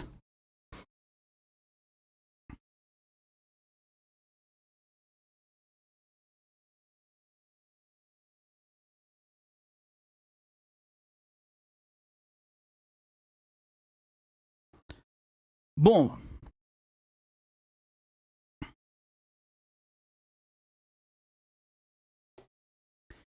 The United States has decided to steal a couple of $1 billion from Afghanistan. Take a look at this headline. This is from the New York Times. President Biden is moving to split $7 billion in frozen Afghan central bank assets between 9/11 victims' families and humanitarian aid in Afghanistan. The highly unusual set of moves is expected to be announced on Friday. I mean, even the New York Times is calling it highly unusual. Again, the translation is he's stealing it. So, you know, the United States has sanctions placed on Afghanistan. So, of course, what that means is that any assets, bank accounts, properties, whatever it is, any amount of, any sorts of assets belonging to Afghan government officials, which is now the Taliban, that are in the United States or in the United States' grasp are frozen, right? And the United States is doing that because it's putting sanctions on Afghanistan, which are starving people, which I'll get to in a second. But instead of giving back this money, which belongs to Afghanistan, the United States is now going to give half of it to 9/11 victims. Now, I know Fox News and MSNBC and CNN want you to think that Afghanistan is responsible for 9/11, but I know this is shocking for you. Most people in Afghanistan are not responsible for 9/11, okay? If you really are going to split someone's money or take someone's money and give it to 9/11 victims, you should go to Langley and pay a visit to the CIA who helped create Al-Qaeda in the first place, or Saudi Arabia, because the majority of the hijackers were from Saudi Arabia. But of course, we can't do that because the CIA is a criminal rogue organization, and Saudi Arabia is a key U.S. ally, right? What would the U.S. do without Wahhabism? What would the U.S. do without KSA? So, of course, the U.S. is never going to do that to Saudi Arabia, right? The only time the United States takes money from Saudi Arabia is when Saudi Arabia is buying weapons. All right, hundreds of billions of dollars of weapons. So one of the top customers of U.S. weapons is the Kingdom of Al Saud. And so this is abhorrent because the principle alone is wrong, that you are stealing billions of dollars from a sovereign country, from people that have nothing to do with 9/11, nothing at all. But on top of it, while they are starving. You know, this is horrendous. You know, this is an article from the week from January 12th. I just picked a random one. Pick anyone you like, and you will see the same thing, right? The UNICEF, right, estimates that 1 million children could perish over the next few months without sufficient humanitarian aid. Roughly 4 times the number of deaths caused by the entire 20-year American occupation. The approaching famine is not only a fluke of bad weather or poor agriculture, it is being caused by the United States' economic sanctions against the Taliban, which now rules Afghanistan. Despite the recent announcement of another round of humanitarian aid for Afghanistan, the bulk of U.S. sanctions will remain. They're the latest example of America's brainless addiction to punitive sanctions regimes that virtually never achieve the desired effect and too often inflict pointless suffering on innocents. The World Food Program found that 98% of Afghans are not getting enough food, right? So that's out of 39 million inhabitants, you have 23 million who aren't getting enough to eat. And I can tell you just personally from what my cousins told me, because Syria is also under sanctions, again, they think it's so bad they would rather be living in the war again. When Damascus was being shelled every day by moderate rebels. They would rather have that. They would rather have mortars falling on their houses than to live under sanctions. That's how bad sanctions are. So whenever someone says sanctions are like some humanitarian or peaceful alternative to war or some diplomatic endeavor, that is complete, utter nonsense. Utter nonsense. The people saying that are either people who are imposing sanctions or complete morons. So the fact that the United States occupied Afghanistan for 20 years, ravaged that country, and it's not just the US, of course, it's the UK, it's Australia. They committed just absolutely heinous war crimes, just really the most disgusting things you can imagine, which broke my heart when I was reading about them, when I was reporting on them. Just, it's so vile, I can't even speak it.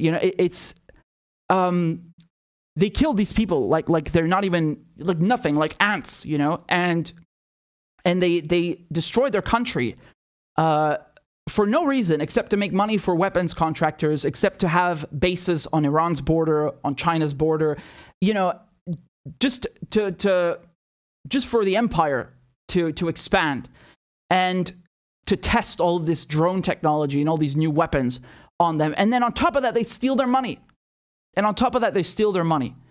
So, you know, the sanctions that they claim are there to target the Taliban are not targeting the Taliban. They're hurting the civilians. They're hurting people who have nothing to do with the government, who have definitely nothing to do with 9/11.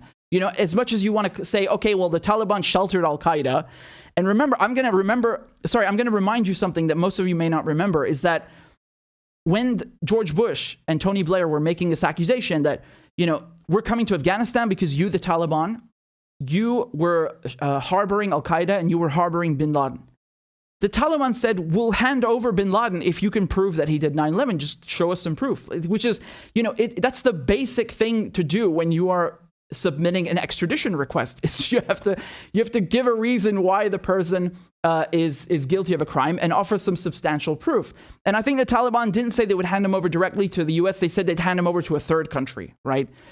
Which, again, could have been a US ally. And then, of course, from there, it could have been extradited to the US. So there was no real reason for war. It didn't have to happen. There were diplomatic channels to solve it through, but, you know, the West wasn't interested. And again, I don't need to remind you that bin Laden, al-Zawahiri, the Al-Qaeda leadership were being funded by the United States during the Cold War. So if these people rose to such a position that they could carry out these attacks, well, you're at least in part responsible for that. Not the people in Afghanistan, the civilians in Afghanistan. That's not their fault. You know, your failure to defend yourself on that day, that's not Afghans' fault. The attack itself is not Afghans' fault. And so this is really another sick demonization of the global South, and just disgusting. You know, I want to read to you here the article from the New York Times. They say the president intends to use the Afghan central bank's assets to fund needs in Afghanistan amid a humanitarian disaster and compensate victims of the 9/11 attacks, right? So Biden is starting to clear a legal path for relatives of victims of 9/11 attacks to pursue $3.5 billion that Afghanistan's central bank had deposited in New York before the Taliban takeover, while also seeking to steer a roughly equal amount towards spending to aid the Afghan people. Biden issued an executive order Friday morning invoking emergency powers to consolidate and freeze all $7 billion of the total assets the Afghan central bank kept in New York. The administration said it would ask a judge for permission to move $3.5 billion to a trust fund it would set up to support the needs of the Afghan people, like for humanitarian relief. And again, when they say it's going towards humanitarian relief, they're basically just going to launder the money through these Western NGOs, which, again, I'm not saying every NGO is evil or something, but that's not aid. You know, you aid a country, you help Afghanistan by not fucking bombing it. You help Afghanistan by not destroying it, by not occupying it for 20 years. That's how you help Afghanistan. You don't destroy it and then decide, well, you know, we can give you back some of your crumbs to help you because we're so generous and benevolent.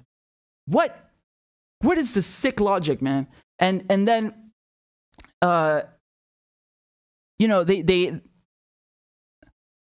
say that this is, you know, they're confiscating the Afghan central bank's assets that were put in New York. So you see these countries, the governments of these countries, they put money in the West, trusting these institutions, which is, I mean, the biggest mistake.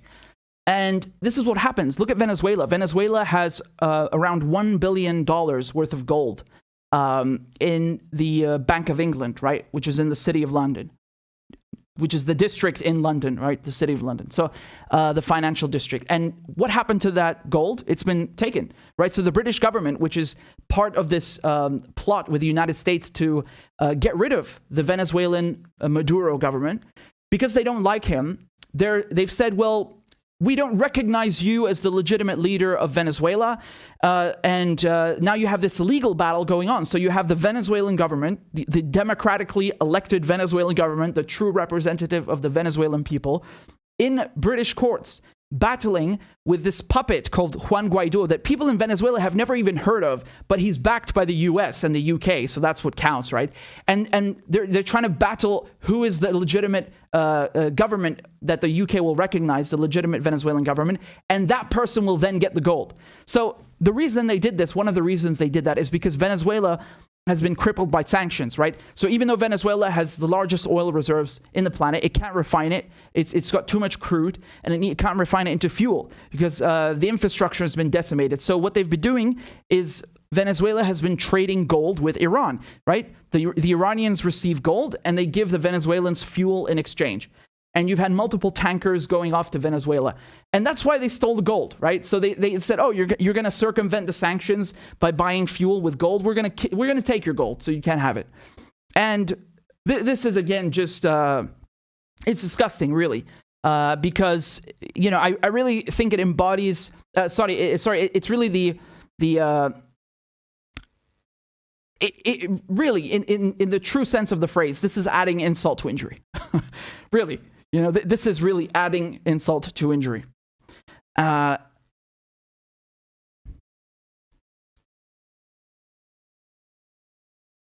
know, people in Afghanistan are living in absolute poverty, and they just they're kicking them while they're down. You know, again, that's really what the phrase means. It's, you know.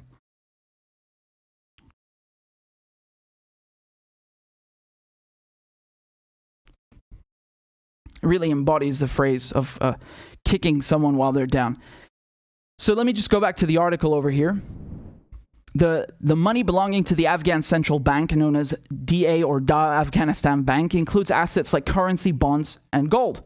Much of it came from foreign exchange funds that accumulated over the past 20 years, a time when the US and other Western countries were donating large sums to Afghanistan, helping generate that activity, right? Alex Zerden, a former top U.S. Treasury Department official in Afghanistan, characterized the central bank reserves as a kind of rainy day fund for the Afghan people.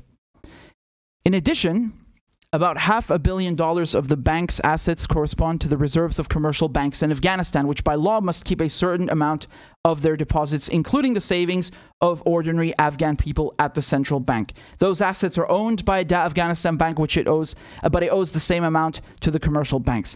So, really, if we're being honest here, these are crumbs. I mean, $7 billion, even if the U.S. gave it back in full, is really nothing. It's nowhere near enough to help Afghanistan rebuild, recover at all. Don't even think about it. But on top of that, they even take half of it under the pretext of 9/11. So let me be clear: they don't give a shit about 9/11 victims. They're taking it and using that tragedy as an excuse to do it. That's all it is. They're just trying to screw the Taliban and the Afghan government. That's it. So it's really interesting, though, how the U.S. does this, because I think after Libya, I think it was the Lockerbie bombing, right? I don't know how many of you know that, the story about the Lockerbie bombing, but it's a very infamous terrorist attack on a commercial airliner. They blamed Gaddafi for it. And so that's one incident, the Lockerbie bombing. And then you had the hostage crisis, or the U.S. embassy takeover in Tehran during the Iranian Revolution. The U.S. U.S. citizens went to court in the U.S. to sue the Libyan government, to sue the Iranian government, and get paid damages, right? So, and the same thing here with, look here. In September, a group of about 150 relatives of 9/11 victims who years ago won a default judgment after suing targets like Al-Qaeda and the Taliban in a case known as Havlish persuaded a judge to dispatch a U.S. Marshal to serve the legal department of the Federal Reserve of New York with a writ of execution to seize the money. So you have people who are, family, relatives of 9/11 victims who are suing here the Taliban. And this is what the U.S. does, right? So if you can sue a foreign government in U.S. court, and then the U.S. will use sanctions or steal money from those governments to pay it in damages, which is a very rogue way of doing things. You should have an international court of justice that deals with these things, not the U.S. Internally deciding these affairs, because it's inherently biased. And I want to say another thing is that when I was covering the case of David Mendoza, right, who this is related to Assange because he was given he was extradited from Spain to the US in 2009, and they gave him also diplomatic assurances like they're giving Assange now, and they broke them. And when Mendoza got back, one of the reasons, one of the only conditions that he was able to return to Spain because the U.S. wouldn't return him, even though the Spanish courts had said you must return him to serve a sentence in Spain. The only way he got back to Spain is by dropping his lawsuit, his civil suit against the U.S. government, right? Because he was suing them for breach of contract. And my point here is that when David Mendoza got back to Spain, he was like, okay, you know what? I'm going to sue the U.S. from Spain. Because while he was in prison, he was reading all these law books and seeing like the Lockerbie bombing, the U.S. embassy takeover, how U.S. citizens in the U.S. had sued foreign governments. And he tried to sue the United States from inside Spain, and it turns out didn't work. So Spain had passed a law giving immunity to state actors. So the U.S. was immune from being sued. I mean, which is, I really tells you everything you need to know, how dirty they play these games, right? It's really nasty. And of course, I went into detail when I was covering his case, how the Spanish government was in cahoots with the U.S. government. It's really just another European state doing the bidding of the United States. And there's no sense of justice. Forget about that. It's the United States acting like the mafia. They will steal your money if you don't do what you're told. They'll pirate your ships. They'll pirate your gold. They'll pirate your bank assets. They'll do whatever it takes to make sure that they get their way. And I think this is really revolting that they're destroying Afghanistan further like this. I really think it's revolting.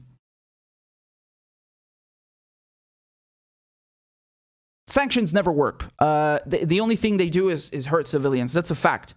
That is a fact. And you go and ask anyone in Syria, you go ask anyone in Iran, in Venezuela, in Cuba. Cuba's been under sanctions for 60 years. Ask them what sanctions are like. Have they worked in their stated goal? Absolutely not. Right? Absolutely not. The only thing they do is they harm the civilians. And they know this. Richard Nephew, who is this ghoul who's in charge, who he wrote a book called The Art of Sanctions because he's so proud of helping to engineer sanctions that starve people in Iran.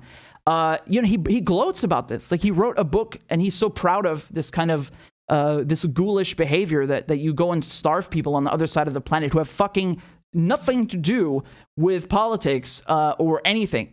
Just purely innocent people, civilians that are not related to the government, that have done nothing wrong to anyone, and you're starving them because you think it's like, expressing you think that makes you tough or something, imposing your will on others. It's really vile. It's really vile. And when we look at what's happening in Afghanistan, how bad the situation is, look at what Blinken says. He doesn't care, right? It's like he's gloating. He's saying the president today signed an executive order as part of an effort to set aside $3.5 billion U.S.-based Afghan central bank assets for the benefit of the Afghan people. The United States stands with the people of Afghanistan. So you're stealing Afghan money for the benefit of the Afghan people.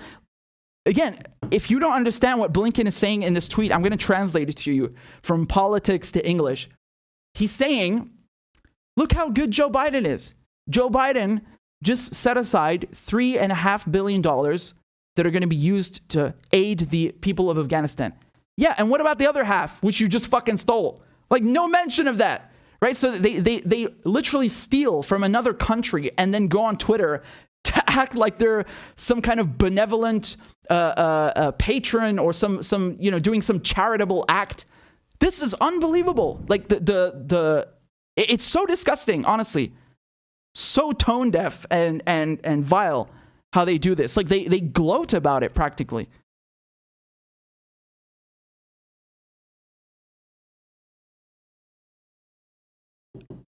Unbelievable. Unbelievable.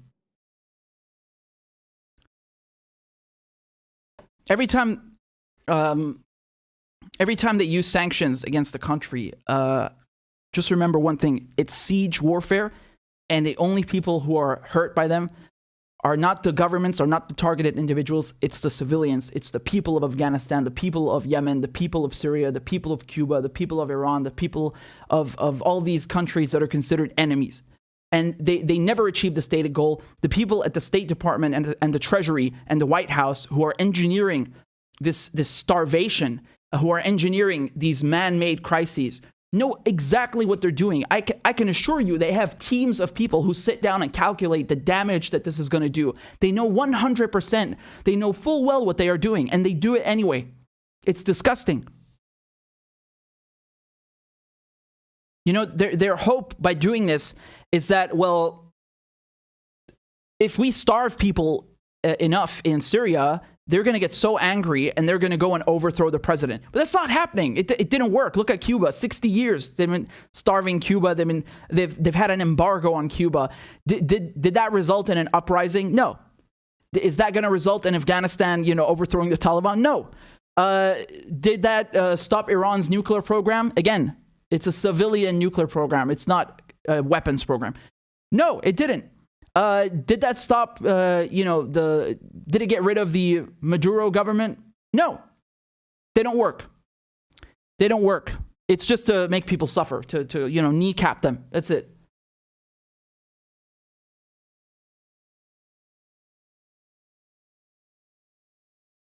Modern Relics is pretty sure the leaders won't starve. Yeah, of course not. I mean, I explained this last time, but just imagine, just think for a second. If you are someone who's targeted by sanctions, you are the president maybe, or you're a cabinet member, a cabinet minister. You're someone who's high up in the military. I mean, you're accustomed to a nice lifestyle. You have a nice car, you have a nice house, you got protection. And these things don't go away because the United States put sanctions on you. They stay. The only people who are screwed are the civilians. This is so important to understand. And I think it's important to remember what my cousin said. And again, you can go and ask anyone else who's seen sanctions. It's worse than war. It is itself a form of warfare, but it's worse than bombs. And I believe them. They're not joking.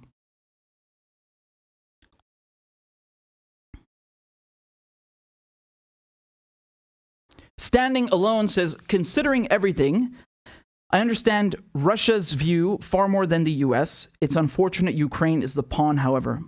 Yeah, absolutely. Again, we have to be very clear. Russia's not perfect. No country is perfect. That doesn't mean when we say that Russia is in the right in this situation, it has a right to be concerned about NATO expansion. It's just that, But of course, you can't speak reason. You can't speak sensibly without people getting outraged and resorting to personal attacks. It's really pathetic. Do better, man. Do better.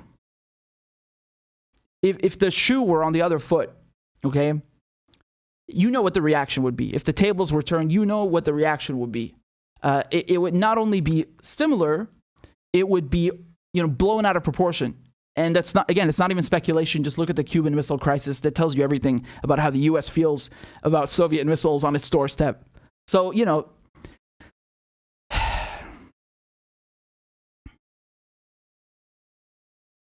Ahura says, I talked to some military personnel. They literally treat war like a job. They only care to go home, not who they hurt to get back. I mean, I'm not sure what you mean exactly. Do you mean that they are indifferent to the suffering, or do you mean that they don't intend to hurt anyone?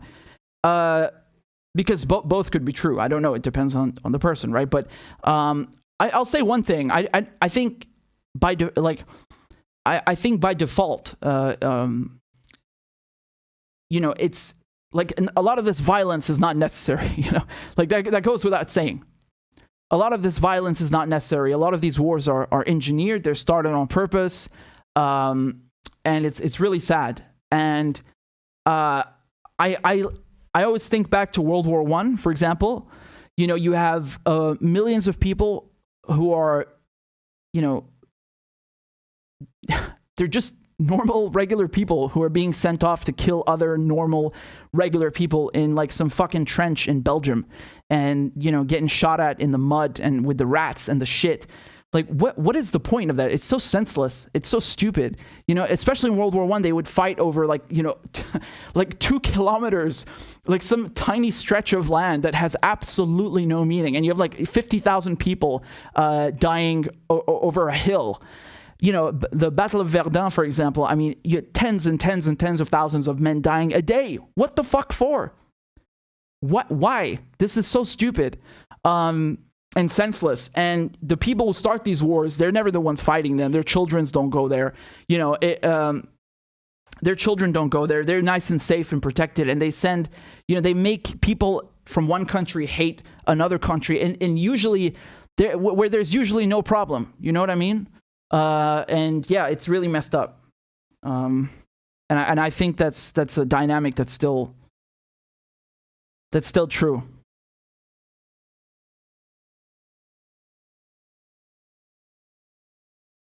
Truthseeker69 says, if Russia placed nukes in Mexico, the U.S. would go nuts. Well, again, Cuban Missile Crisis, they put missiles in Cuba, which is even closer, right? I mean, if we're going to talk, actually no, Mexico would, I don't know where how close the borders are exactly, but my point is, Florida Key is 90 miles from Cuba, so that's practically at the U.S. border, at the U.S. doorstep, and you saw the reaction. There was almost a nuclear war because of that, and you have to keep in mind.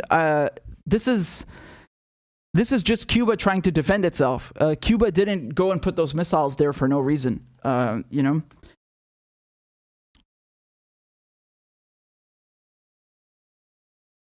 wanted to show you some speech by Castro, but I don't know. I'll show it to you another time. But my point is that, you had the Bay of Pigs invasion in '61, and then which is basically the U.S. government trying to, sending these exiles, CIA-trained exiles, to overthrow the Cuban government. And then, as a result, Cuba's like, okay, well, you know what? You're trying to screw with us. We're going to ask the Soviets for some help. And even though Cuba was trying to defend itself and deter the U.S. felt threatened. Yeah, but you tried to invade Cuba, not the other way around. So, yeah, look at the reaction then. Russia is perfectly well within its rights to feel threatened. I understand it. Richard says, Eric says, Richard, Mexico directly borders the U.S. I know. I was just thinking which one is higher geographically, but of course it borders the U.S. I know, but it's the same thing. It's on the point is that it would be on the U.S. doorstep. And the thing is, Canada and Mexico are allies. They're U.S. allies. Like the U.S. is never really under an actual threat. It's surrounded by two strong allies. And the Cuban Missile Crisis was an isolated incident, and even that was diffused, and that's it. There's never been something like that since. So when the U.S., my point is, when the U.S. goes, on the other side of the globe and talks about defending itself, what do you mean defending yourself? Like, how do you kill people in Iraq and be like, oh, we're defending our freedoms? What fucking freedoms? What does that mean? Like, this is really how you see how the propaganda is like, it's permeated through the masses, how brainwashed they are. It's very unfortunate. And it's not just a US thing. You'll find the same, nonsense coming out of the mouths of people in Australia or the UK. They believe this shit, Not everyone, but, the ones who are talking about war like as if it's some kind of necessity. No, it's not necessary. That's bullshit. It's necessary for the weapons manufacturers. They want to make money. That's why you're off killing someone or being killed. It's not necessary. It's really tragic. And C.L. Sutton is mentioning the Monroe Doctrine, which is absolutely true. I think I was reading to you a letter from Bernie Sanders the other day. Again, I'm not going to go into Bernie's betrayal and his rolling over for the Democrats, but he was talking about Russia and Ukraine. And he mentioned the Monroe Doctrine. He correctly mentioned that. And the point of the Monroe Doctrine is that, you have the U.S. interfering and he mentioned this, that the U.S. toppled a dozen governments. It's more. You have countries in Latin America that have been couped twice by the U.S., like Bolivia, for example. Literally, like that's how many that's how many times the U.S. has screwed with Latin America. The same countries, some of them have been couped twice by the CIA. But his point was that the U.S. maintains this doctrine that it's okay to interfere in other countries, and it's okay to enforce its sphere of influence. It's necessary in order to enforce and impose its sphere of influence, right? It doesn't want anyone messing with it. It's for its security. That's bullshit. You go and train right-wing guerrillas in Nicaragua or wherever else it is in torture, and you think that's necessary for your security? No, it's not. That's oppression. That's what it is. It's offensive. Sticky Bits says 1930s Germany had Goebbels. We have Murdoch. Well, you're not far from being right on the money. I would add something else. I would say that the propaganda apparatus that we have today, and again, I'm not talking about the U.S. I'm talking about it could be in Germany, it could be in France, it could be the UK. A lot of the pro-war media, let's call them like that, a lot of the corporate media, that is really scary, because it's in many ways it's quite subtle. And that's the problem, because you end up with a lot more people who are brainwashed and convinced that violence is necessary, that war is necessary for their security.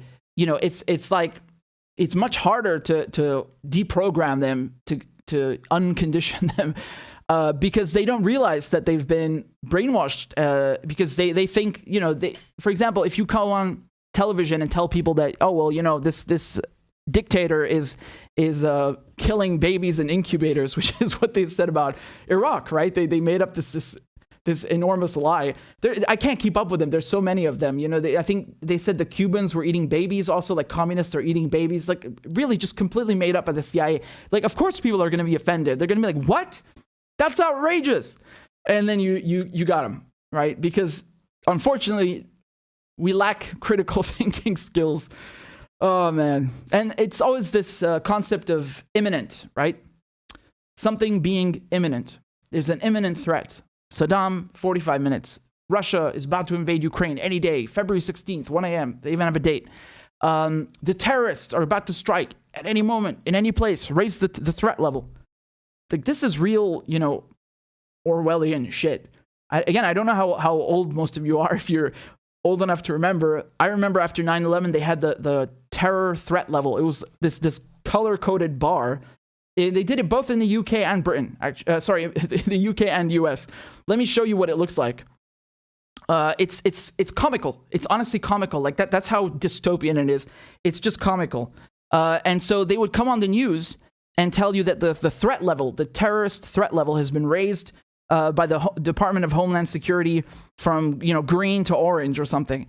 Here you go. Let me pull this up for you. Yeah, that's it. I don't think you can see the whole thing. I'm going to try and zoom out. Okay, now that's too low. But you get the idea, right? Like they had this severe as orange. Severe as red is the top one, of course. And then they would raise it like from orange to red or yellow to red, and it would just go up randomly, And again, I'm going to be honest. I think this is a form of control.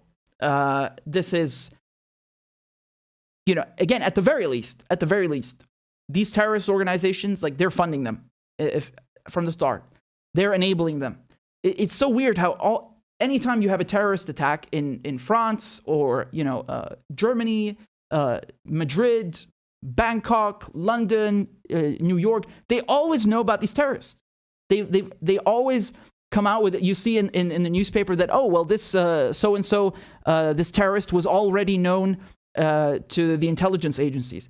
Isn't that weird how they always know about these guys, but they're never able to stop them? Now, I'm not going to get into the whole issue of false flags. My point is that I think they do this threat level to control people. It's, keep people in fear, then they're easier to control. It's basic psychology, right? And a lot of the times there was no threat, honestly. There was no threat. obviously we had 7/7 in the UK, we had 9/11 in the US. Sure, yeah. But, after that, I don't think they still use it anymore. I don't know if, I haven't seen that in a while. But again, I remember all this stuff like after 9/11. Can I recommend a documentary for you guys? Power of Nightmares, a BBC documentary. It's surprisingly good. Once in a blue moon, the BBC actually does something good. I think it's post, I don't know what year it came out, 2000. It's either late 90s or early 2000s. I think it's 2002 or something like that. Let me look it up.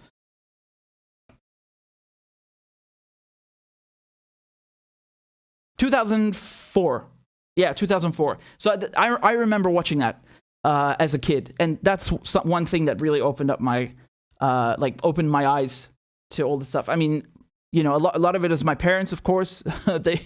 they figured out all of this bullshit, but this is I strongly recommend this. I think we should have, I don't know if we can do that, we should have a watch party and watch it together and comment on it the whole way through. That would be fun, right? I think it would be fun to do that. I just don't know about the copyright issues if we can do that.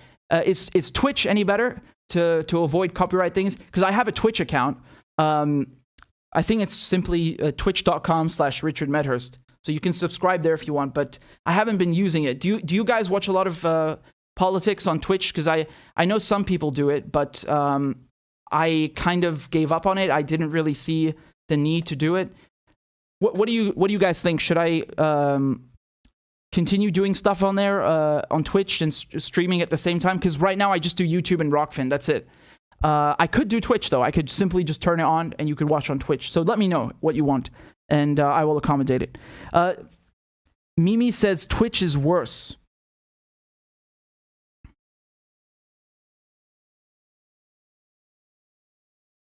I know there's a delay when I speak, and until you guys actually hear it and answer. So I'm waiting to see what you say about it. But yeah. Theo says Twitch mute the audio if it's copyright protected. Well, again, I don't know. That might be risky then because it's BBC. I don't know how strict they are, but in any case, it's a very good documentary, and it talks about it's by Adam Curtis, and Adam Curtis is a good filmmaker. He talks about how politicians use fear to control people, and he specifically talks about Al Qaeda and the Bush and the Blair governments, and it's very, very well made. Faye says, why not do it anyways? Okay, I mean, you're right. I literally just flip a switch and I can be on Twitch. Rhymes. Christopher says, use Rockfin. Yeah, definitely use Rockfin. Again, for those of you who don't know, I know it's difficult persuading people to go on a new platform because they're not familiar with it and it just feels alien to them. But this is because of the YouTube censorship and the algorithm, so it is important to have a backup or some contingency. So it's rokfin.com, and it's not just me who's on there. You have most of the left YouTubers, podcasters, journalists. Most of the people that you guys watch are on Rockfin as well. And it's free. You don't have to pay anything. You just have to make an account. And I always live stream on Rockfin and YouTube at the same time, and I upload the videos on both of them. So there's, if something happens to the YouTube, God forbid, like they demonetized me once, then we still have Rockfin. And there's, I think, 17,000 of you who are on there. It's incredible. Thank you. That's really great. So I'm just going to write the URL for you in the chat. It's rokfin.com/RichardMedhurst.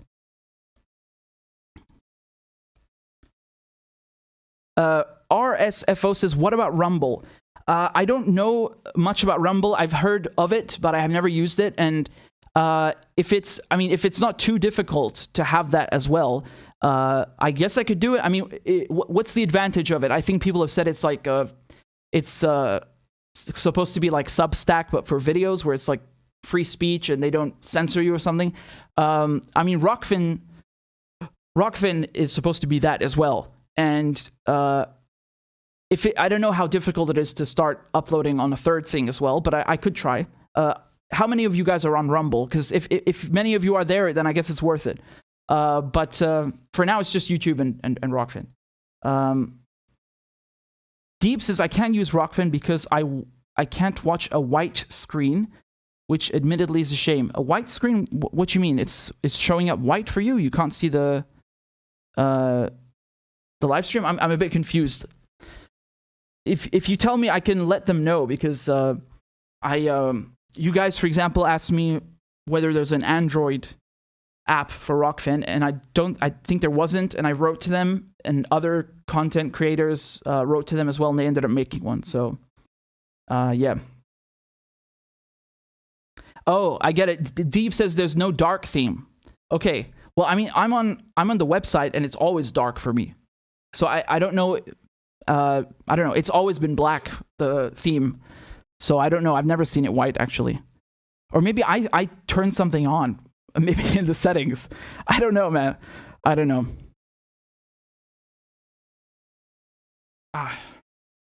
Deep says, I watch on a PC and a 37-inch flat screen. Nice. Nice. 37 inches. Is that 21:9 ratio? That's like Letterbox. When you go to the movies, they have these ultra wide screens. In any case, Dev says Twitch will just give you a copyright strike at most, though, and because you don't depend on it, it's worth the risk. All right, fair enough. Fair enough. Deep says it's big. The screen is big. I feel you. So, guys, I wanted to just look at something else with you as well. Let's take a look at this clip. One second. Oh, we got a donation from Yusuf on CashApp. Yusuf says, thank you for the great work. Thank you, Yusuf. I think you already donated earlier on YouTube, so I'm twice as thankful. Thank you very much. You're very kind. Again, while I'm setting up the new segment, if you guys want to support the show, and I'd be most grateful, you can scan the QR code with your phone, and you do the rest. I don't like plugging the show. I always feel like I'm being spammy or something. I'm just here to talk about the politics, so you know. But I will say one thing. I don't believe in paywalls. I don't know why. It's just in the music world, the business model for the music industry is become strictly like subscriber based. So like streaming services, and unless you're a Grammy winning artist, you have to give out music for free.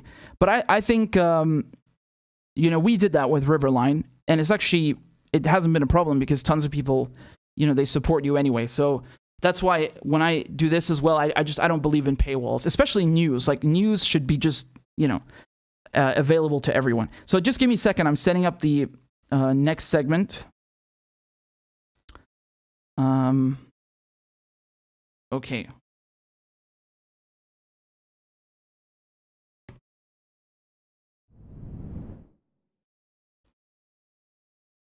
One second. It should be good.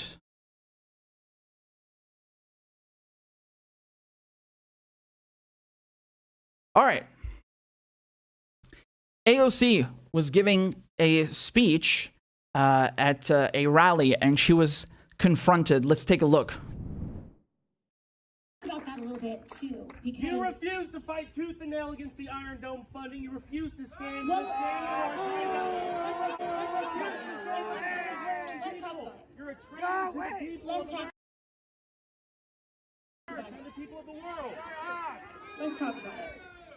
Because let's actually start on that note, right?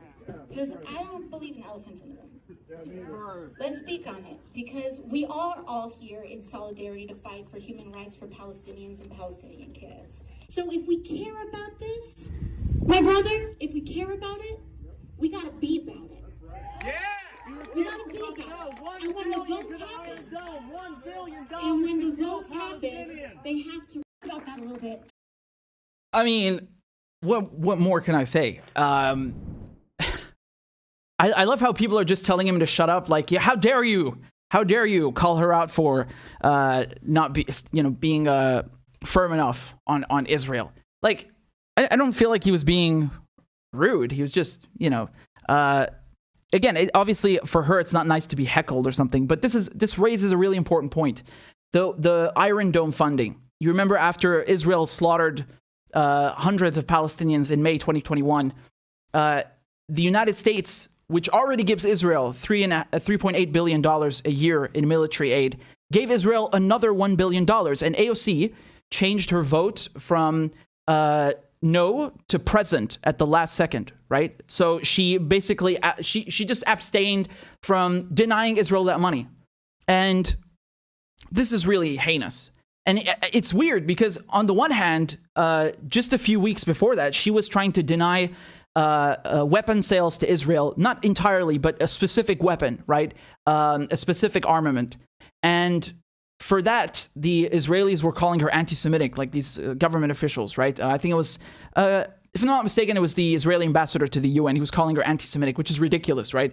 But that was good. Like, that's objectively good. I don't know why she only fixated on one. You should deny all weapon sales to Israel. But, we'll take the wins where we get them. And then, of course, this happens, right? So once again, AOC is AOC, and she can't take a firm position.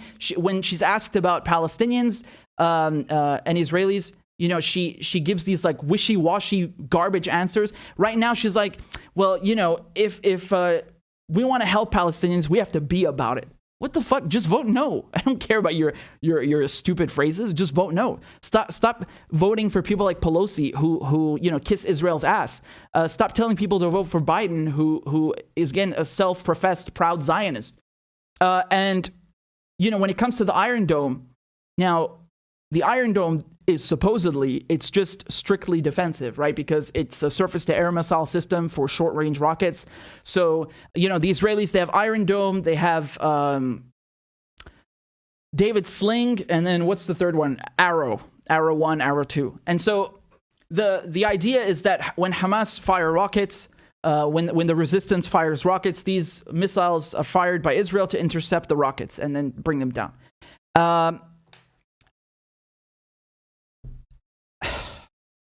Now, the funny thing is the Israelis say that Iron Dome saves Palestinian lives. Well, no, what are you talking about? You are killing Palestinians. That's like the Germans in occupied France saying, well, you see these giant bunkers that we've built on the coast in Normandy? These are saving French lives. What? Just get the fuck out of France. Like, what does that even mean? You're occupying the country. You're not saving anyone's life. So even if you come here and say the Iron Dome is strictly defensive, it only shoots down rockets. It doesn't it doesn't kill Palestinians. Yeah, but it shouldn't be in Palestine in the first place. You're occupying Palestine. You have no right to be there. You're a settler. You're settler colonizers. You take your Iron Dome somewhere else. And if you weren't occupying Palestine, there wouldn't be any rockets in the first place. But nevertheless, it's the principle, right? You're giving money to the Israelis. And she couldn't take a firm stance. She says, oh no, I'm going to abstain. I'm not going to take a position on this. Why don't you take a position? It's very clear. It's no, don't give money to Israel. And then, of course, a few months before that, in July 2021, Ilhan Omar, who's been attacked by the Israeli lobby, right? And called anti-Semitic and called who knows, God knows how many things. She votes to give Israel the $3.8 billion. I mean, that, as a woman of color, as a Muslim woman, as a progressive, unacceptable. Unacceptable. I don't give a fuck what you say. Unacceptable. That is grotesque. You explain that to me. Because that vote barely passed. They give Israel $3.8 billion every year, and it's a 10-year package passed in put into place by Obama in 2016. But every year, Congress has to authorize the payment every year, and that package in 2021 barely got through. Barely got through. 5 votes less, and it wouldn't have passed. Israel would not have got the money. And do you know who gave those 5 votes? The progressives. Ilhan Omar, Ayanna Pressley. Shameful. These people who pretend to stand with Palestinians. Shameful. Shameful. I think AOC voted no on that one, right? I covered all of it on Twitter, on here with you guys. I think she voted no on that. But it's like they take turns, you know? So for the military package, Ilhan Omar will vote yes, and AOC votes no. But then on the next one, AOC doesn't vote no, she votes present. Like they just take turns being the rotating villain. But in the end, Israel gets the money. And it's because of them. If they would vote no, all of them, the money wouldn't go to Israel. It's that simple. The votes, like these packages, are barely passing. Republicans, of course, support Israel, but they in those cases they voted no because there was legislation in there which they didn't agree with. But they know that you are going to have the Democrats passing it and giving the money to Israel. If the money was really in jeopardy, Republicans would vote yes to make it pass. This is bipartisan. Both parties support Israel, no question, and that includes these fake progressive. I don't even know what that word means, you know, but they claim their ideology is rooted in human rights. You cannot talk about human rights and support Palestine. Support the slaughter of Palestinians and support the destruction of Palestine. That is loathsome. That is loathsome. What's happening in Palestine is one of the most egregious, it's one of the most disgusting, despicable human rights tragedies on the planet right now. 70 years, generation after generation is made a refugee, and you think it's okay to supply, to replenish the stocks, the weapons cache of these occupiers? Or at least you wouldn't vote no? I mean, why not vote no if you say, oh, you have to be about it? That's not what your fucking voting record says. Disgusting, honestly disgusting. These people are... These progressives, these Congress people, I have no respect for them. I'm sorry. You know, they showed promise in the beginning. Granted, they showed promise. But once they got in Congress and as time passed, you really start to see where they lean. And unfortunately, they don't lean in the direction of Palestinians. They don't stand with Palestinians or whatever bullshit they say. Oh, we have to be about it. You're not about it. You're about that corporate bullshit. That's what it is. You know, you're about that Nancy Pelosi bullshit. And again, I don't care what you say about the Iron Dome. Listen, let me explain something. Even if the U.S. Congress was giving underwear, even if you're giving fucking shoelaces to the Israelis, you are giving material support to the occupation. That is not anything. That's not doing any favors to Palestinians, and it's got nothing to do with human rights. You don't give material support to occupiers. You don't do that.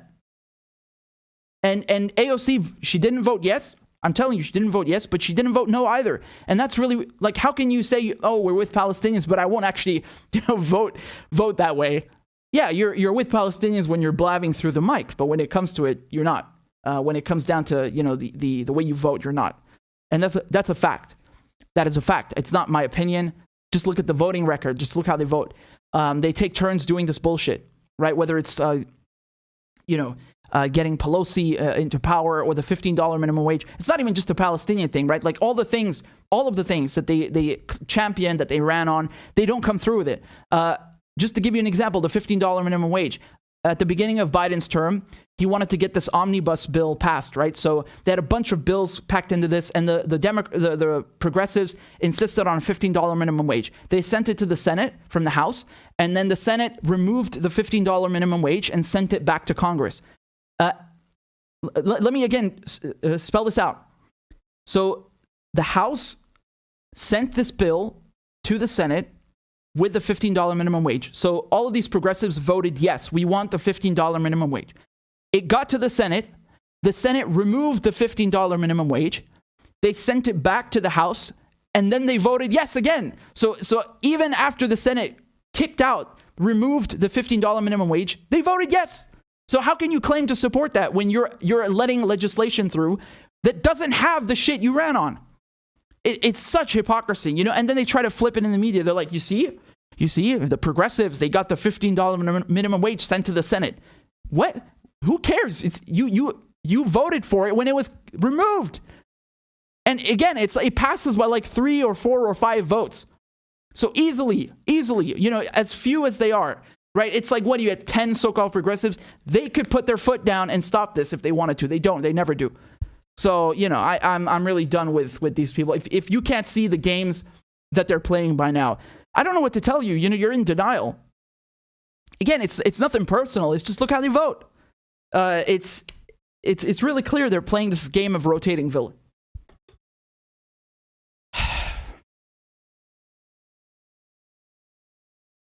And you know what's messed up is like if you point out this really like easily verifiable fact, you gotta see their like you gotta see how crazy their fans are. Like they're in denial. They just can't accept it, and they don't understand how the voting process works. So they look at the first thing that was sent to the Senate, but not what came back and was voted on. You know, and this is can I just give you another example that came to mind? I wrote an article with all the examples in it, but just to tell you right now, you remember Donald Trump just a month before his term was up, he passed this stimulus package. You know, they gave the Americans crumbs, right? They gave them one in spring 2020 and then another one at the end of the year in 2020. So this is December 2020. And they gave them $600, I think, to every American, $600. And yeah, because when Biden got into office, he refused to give 2,000. Remember, he said 2,000, and then he counted the 600. So anyway, just to explain this, the squad, they voted yes on the omnibus when it only had $600 in there. I mean, how can you go on Twitter? Like, they just tweet all the time, and they're like, well, you know, it's really important that everyone gets $2,000 a month, every month. We're going to support you in this pandemic. And then when the government wants to give people $600, a one-time payment of $600, they're like, okay, we'll vote for it. What? How can you vote for that? You said $2,000 every month, and you're voting for one-time payment of $600? Jesus Christ. Like, this is basic, you know. I get frustrated, man, like explaining this. Like, you know, people don't want to wake up. They don't want to smell their coffee. Come on, man. Come on, wake up. You can't be a politician in the U.S. or even in the, you know, even the U.K. is like really, you know, it's a rotten establishment. You have a few good ones, you know, but they get kicked out. They get chased out, like Galloway, Corbyn, Williamson. You still have a few good ones in Parliament in the Labour Party, but it's a minority. It's really a minority. Most of them are crooked, and so. You know, you have the same dynamic where Democrats are enabling Republicans. They're going along with their bullshit and pretending to oppose them at the same time. And then you have the Labour Party in the UK, again, allowing the Tories to get away with this bullshit, right? It's really vile, honestly. It's really vile. So you see this dynamic, right, in both countries. In the U.S., the Labour Party, in the U.S., the Democrats enable the Republicans, and in the U.K., the Labour Party enable the Tories. They pretend to oppose each other, but there's no real opposition. These people, you know, they went to school with each other. They're good pals. They're friends. And when it comes down to it, you look at how they vote, and you will see that there is no opposition. I can just tell you in the UK, for example, the Labour Party did nothing to block this spy cops bill where undercover police can torture, kill, rape, murder, you know, people as part of their missions. They did nothing to oppose this overseas operations bill, which gives British troops immunity from war crimes prosecutions. So if you're a British soldier and you committed a war crime and it's been 5 years, you can't be prosecuted anymore for that war crime. You know, and then of course there's the spy cops. The police courts sentencing and crime bill, which is it's basically the bill that's at the center of the protests in the UK, the Kill the Bill protests, where they're basically letting police shut down a protest on the spot because you're too noisy. And even if it's one person, they can do it. Even if it's one person who's being a nuisance. A nuisance? Like, define a nuisance. You know, a protest is supposed to be some sort of an inconvenience. Many people would argue, so that defeats the entire point of a protest. And then, of course, there's this legislation where the Home Secretary Priti Patel can strip people of their nationality without even telling them. Like, the Labour Party has done nothing to oppose any of this. Nothing at all. And I don't need to remind you that Tony Blair, you know, Labour PM, started the war in Iraq. So you really see how their policies align most of the time. And then, of course, in the U.S., the Democrats, you know, they go on and say nothing about the wars, nothing about the sanctions. It's all hush. Even those so-called progressives, they don't really care. They don't give a crap. And, you know, when it comes to supporting Israel, that it's bipartisan 100%. When it comes to sanctions, bipartisan 100%. When it comes to war, bipartisan 100%. Look how they vote. Look how they vote, even the so-called squad. Their voting does not match what's coming out of their mouths at all. So, you know, do you have a real opposition in the UK? No. Do you have a real opposition in the US? No. And even the people who do pose some sort of threat to the establishment, no matter how minuscule, whether it's Bernie Sanders or Jeremy Corbyn, who's, you know, leagues better, they get chased out of the party, right? So, you know, they screwed Bernie in the election 2 times. And then Jeremy Corbyn, of course, who's you know, arguably much better all around. He gets called an anti-Semite for standing with Palestinians and, you know, just suspended. They took the whip from him, you know, just neutered him, basically. Just completely shameless what they do to stifle any sort of true left. So you end up with 2 parties, you know, that are serving this neoconservative, neoliberal agenda. And you have no actual opposition. You have no legitimate, substantive people's movement in either house, whether, you know, we're talking about the parliament or the U.S. Congress. And so, you know, when we talk about the establishment, that's what we mean. That's what we mean. You can't get into these parties and then, you know, change them from within. This is laughable. People have tried that in the U.S. in the 30s. You know, like you get co-opted, they crush it. You know, it's like getting a nun to join Hell's Angels and convert everyone to Christianity. It's not going to happen. They're going to, you know, the Hell's Angels will likely influence the nun more than the other way around, unfortunately, you know. And so it's the same thing here. You join this party, you know, many of these people started with you know, they sounded good, they looked good, but, you know, once they're in there for a year or 2, you see where they lean, especially if you're talking about the squad. You know, it's just everything they ran on, they don't vote for. $15 minimum wage, they voted for the omnibus that didn't have it, that got it removed in the Senate. They let Israel get its $3.8 billion a year to kill Palestinians. You know, there's no substantive critique or opposition to sanctions or war. They're kind of just like okay with it. You know, they'll say, oh yeah, this is bad. And then you ask them about Venezuela and they're like, oh yeah, well, you know, the Maduro government, just like CNN talking points about, you know, global South countries, the same nonsense. So they don't really take a stance against war. And of course, you know, voting for Nancy Pelosi, Nancy Pelosi refused to impeach Bush. Like, she even said that in 2019. I covered it here. She knew that he was lying about WMDs. She says that herself. She says that she knew there was no evidence of WMDs, and she still refused to impeach him. Right. But she'll impeach Trump for something that is, you know, like she won't impeach Trump for attacking Iran, for, you know, abusing his office, you know, violating the War Powers, 1973 War Powers resolution and trying to, you know, start wars everywhere, assassinating foreign generals. No, she'll do it over some bullshit with Ukraine. Right. Like there's no real opposition at all when it comes to all things empire, when it comes to all things corporate. They're in full alignment with each other, completely. Whether it's, you know, whether it's in the UK or the US, on both sides of the Atlantic.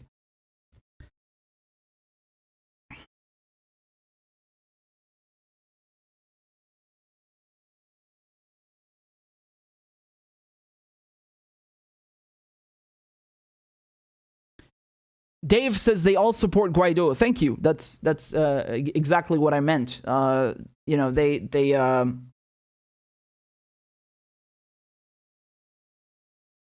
this, you know, Guaido, again, for those of you who don't know, is this, you know, this puppet that's been selected to be the president of Venezuela, recognized by the West. So he's not actually the president. He's never been elected by Venezuelans. The only thing that he had is to, you know, some sort of legitimacy, to claim some sort of legitimacy, was that he was head of the National Assembly. Yeah, but his term concluded, but the U.S. is still hanging on to that to say that he's the legitimate leader. He's not. Most people in Venezuela don't know who this guy is. You just tried to coup Maduro and place this puppet that no one knows, put him in his place. It's so ridiculous and farcical, you know? But the UK and the US, and I think it's about 60 countries who are, of course, you know, all US allies, recognize Guaido. It's so pathetic. It's really pitiful.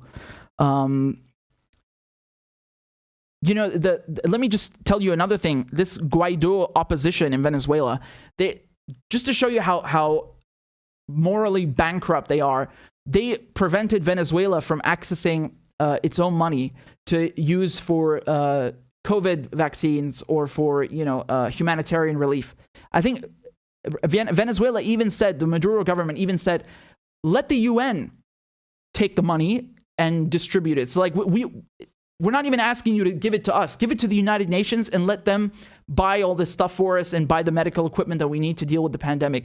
And the opposition made sure that didn't happen. It's so vile. It's really vile. They know exactly that sanctions are crippling Venezuela, and they make sure that this battle for the gold, the $1 billion dollars worth of Venezuelan gold that are in the Bank of England that have been hijacked, they make sure that this drags on. All this much needed currency, this much needed wealth that belongs to the people of Venezuela. It doesn't belong to your CIA puppet. They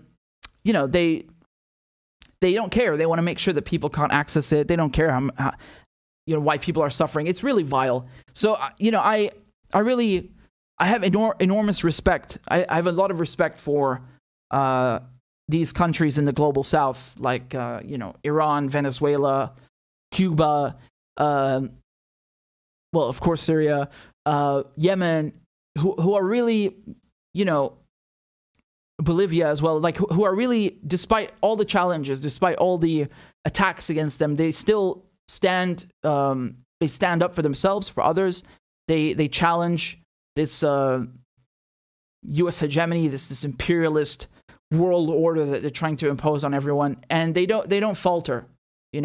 It's a principled stance. It's not something that is dependent on corporate donations or how someone's feeling that day. It's a continued policy. It's a continued anti-imperialist stance it spans decades and decades and decades, right? And this is what is, and this is really what's messed up, because what the West has done is they've gone in and couped or killed or invaded anyone who stands against U.S. hegemony. And that's why they tried to kill this whole generation of real Arab leaders. Gaddafi, they tried to take out Bashar al-Assad. Even Saddam Hussein. Saddam, he did some really, really bad things, especially with support of the U.S. The Kurds, Kuwait, Iran. He used chemical weapons against so many people that were given to him by the U.S. And he did their bidding in a lot of ways. Whether willingly or unwillingly, he did their bidding for them for a while. But of course, again, once the U.S. is done using you, they come in and get rid of you. It's like the mafia. They want to tie up loose ends. It's really like that. And again, I'm not talking about all the stuff, the bad things Saddam did, but it's the principle that, the US, the UK coming in and playing the colonialists again in the Middle East. We are going to decide who is the viceroy of this country. We will decide which family rules here. Screw you. Go home. This is not your place. This is not your place. You have no right to do that. What Iraq looks like is up to the Iraqis. What Syria looks like is up to Syrians. And many of these countries, they created them. I mean, Sykes-Picot, that was the UK and France. They came to the Middle East. They got rid of the Ottomans and then carved up Syria into a bunch of countries, right? Into Lebanon, into Palestine, Jordan, and they carved out Saudi Arabia and Iraq, and these are all Western borders. Arabs didn't create these borders. These never existed. Okay, that's really important to understand. And Israel, of course, they planted this fucking cancer in the middle of the Middle East. And I think, by the way, you have some Palestinian reporters who got fired in Germany for saying that Israel is a cancer. And actually, this journalist, she didn't actually say that. She said something else, but which was taken out of context. But I will tell you, Israel is a fucking cancer. That's no doubt. It's a colonialist project that was placed there by the British. These are people who are not from Palestine. They are colonizers who come and kill Palestinians, who take Palestinian land, take Syrian land, take Lebanese land, and who murder and beat and kill on a daily basis. It is religious extremism. There's no difference between ISIS and Israeli settlers. They're both, religious extremists who use religion, who hijack religion. They give it a bad name, whether it's Islam or Judaism, and think that they speak for all Jews or they speak for all Muslims, and then they kill in the name of religion to achieve their political goals. And it's in the same region too, right? So it's just two different blends of religious extremism, which are really, who are they benefiting? You know, who benefits from this stuff? The West, right? When you divide and conquer and you create chaos and you prevent these countries from standing on their feet, they're constantly in a state of war. You know, these groups, whether it's Israel or it's ISIS and Al-Qaeda, like, look who created them, look who funded them, and then you will understand who's benefiting from the chaos. And so it's really just well over 100 years now, and of course, it's much more than that. If you look at Africa, you look at Latin America, Southeast Asia, it's hundreds of years of colonialism, Western European colonialism that's interfering, carving up borders, and that's why we're in a state where you have underdeveloped countries, right? It's not an accident that these countries, the exact same ones who are colonial powers, are so rich, and all of these countries which they colonized are not, and are dealing with problems all the time. What a coincidence, right? I wonder why that is. Could it be that they stole all that wealth? They enslaved people to build it for them. They stole all these resources. Yes, that's exactly what it is. And they're still doing it in the form of corporations and multinationals. Look at what France is doing in Niger, for example. Who takes the uranium? It's France, right? All these minerals in Africa. Who's taking the minerals? It's not Africans. And when Gaddafi tried to implement a common currency, like the Europeans have the euro, the EU has the euro, he wanted a golden dinar in Africa, so Africans are not buying and selling, especially selling their resources in dollars and making the dollar stronger. He wanted Africans to have their own African currency and sell African resources with the dinar, so it benefits them. And they killed his ass. They got Gaddafi, they lynched him, he crossed the line where he's messing with the CFA franc, the French currency in 14 African countries, and the US dollar. And when you cross that line and you mess with their paper, that's what they do. They destroy your country. They will come for you. And that's what they did to Gaddafi. But it's a whole generation of Arab leaders, anti-colonial leaders that they've been trying to kill, whether it's Castro, hundreds of attempted assassinations. It's mind-boggling. Whether it's Maduro, Chavez, Bashar al-Assad, Saddam, Gaddafi. And again, these men are not perfect, but I'm trying to explain why they've been targeted out of all the other countries in the world, why these ones specifically are focused on by the West. It's because they lead anti-colonial, anti-imperialist movements. And again, the bad things they've done doesn't excuse that, but I don't feel like I have to preface that. Like, I shouldn't have to say, well, XYZ is bad, but da-da-da. No, fuck you. I'm telling you just straight up. The West should mind its fucking business. I don't care if Saddam is good or Saddam is bad. It's not your fucking business. Go away. It's not your country. What you think about Bashar al-Assad, it's not your country. What you think about Gaddafi, it's not your country. What do you think about Maduro? It's not your country. Fuck off. It's that simple. It's that simple. I don't have to preface it with anything. It's important and sensible on its own merits, right? So more power to the anti-imperialist bloc. That's why we're seeing a shift to a multipolar world, and I'm very happy about that.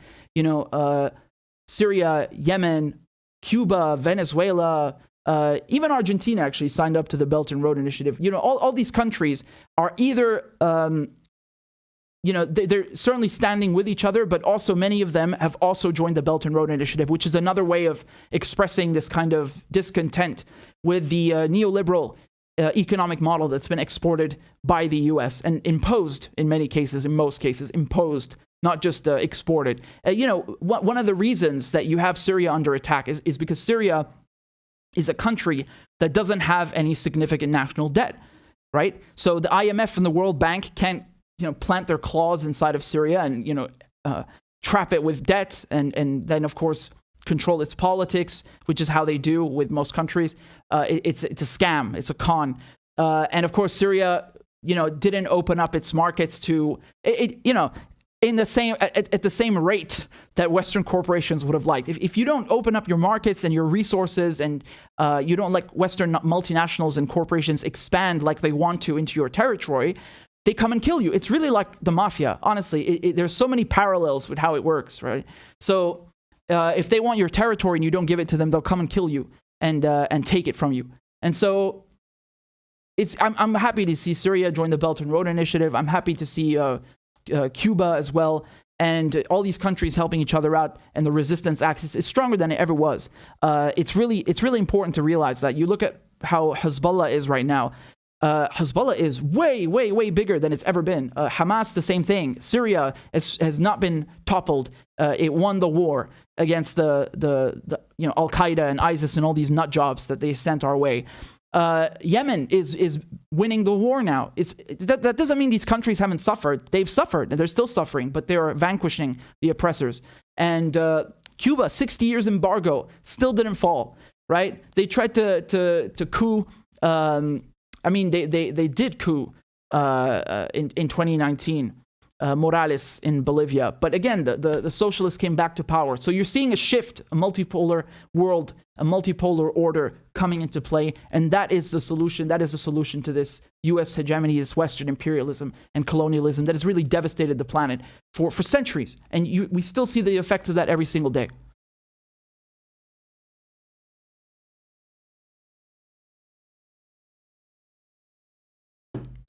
Just give me a second.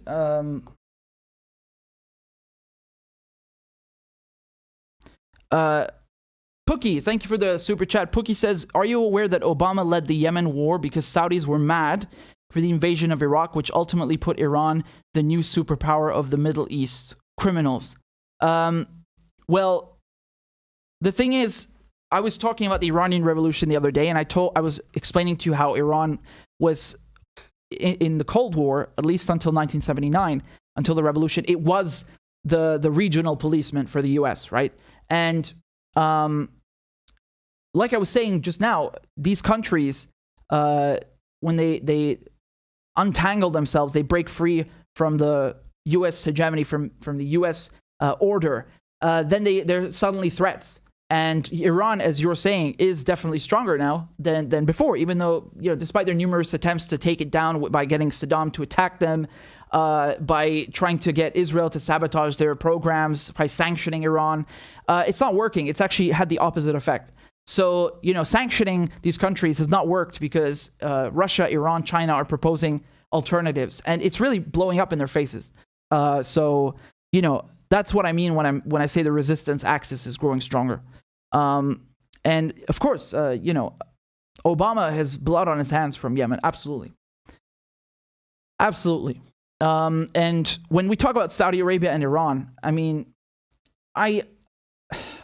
you know what really bothers me? It's you have a lot of people, especially these like think tanks in the West, and many colleges also who teach things like this. They give you the impression that, well, Saudi Arabia and Iran are in a sort of Cold War, or they're fighting against each other with proxies because it's a religious thing. Like they say that Saudi Arabia is Sunni and Iran is Shia, and that's why they hate each other and they're fighting each other in this Cold War with these proxies. That is such a banal, stupid, rudimentary analysis of the Middle East. Like this again, typical garbage that you hear from people who have no clue about the Middle East in any capacity, whether it's religion or economics or geography, cultural, nothing. This is not a religious issue. It has sort of a neo-colonial tone to it, right? Like, oh, look at these savages. Look at these savages out, boy. These religious fanatics, yeah? Can't seem to calm down, can they? I mean, it's not about religion at all. The sectarian divides, if there are any, are very, very, very minimal. And if anything, it's the West that exacerbated them. In Iraq, I can just give you the example of Iraq after the invasion. You had the sectarian violence, right, as they would call it in the West. Yeah, again, Iraq was... I'm not saying there was no sectarian violence in Iraq before the invasion, but you made it a fucking hell of a lot worse. You can't deny that. You didn't have, going to a mosque and a mosque being blown up or being blown up in the market. That wasn't a thing. That wasn't a thing. And when you look at Wahhabism and what the Saudis are exporting, I mean, that's enabled by the United States. So if it really were the case, the U.S. could say, okay, you need to cool it with that, but they don't. They want the Saudis to export Wahhabism. You end up with Al-Qaeda. You end up with ISIS. And the U.S., of course, itself is funding these groups. But it's not a religious issue.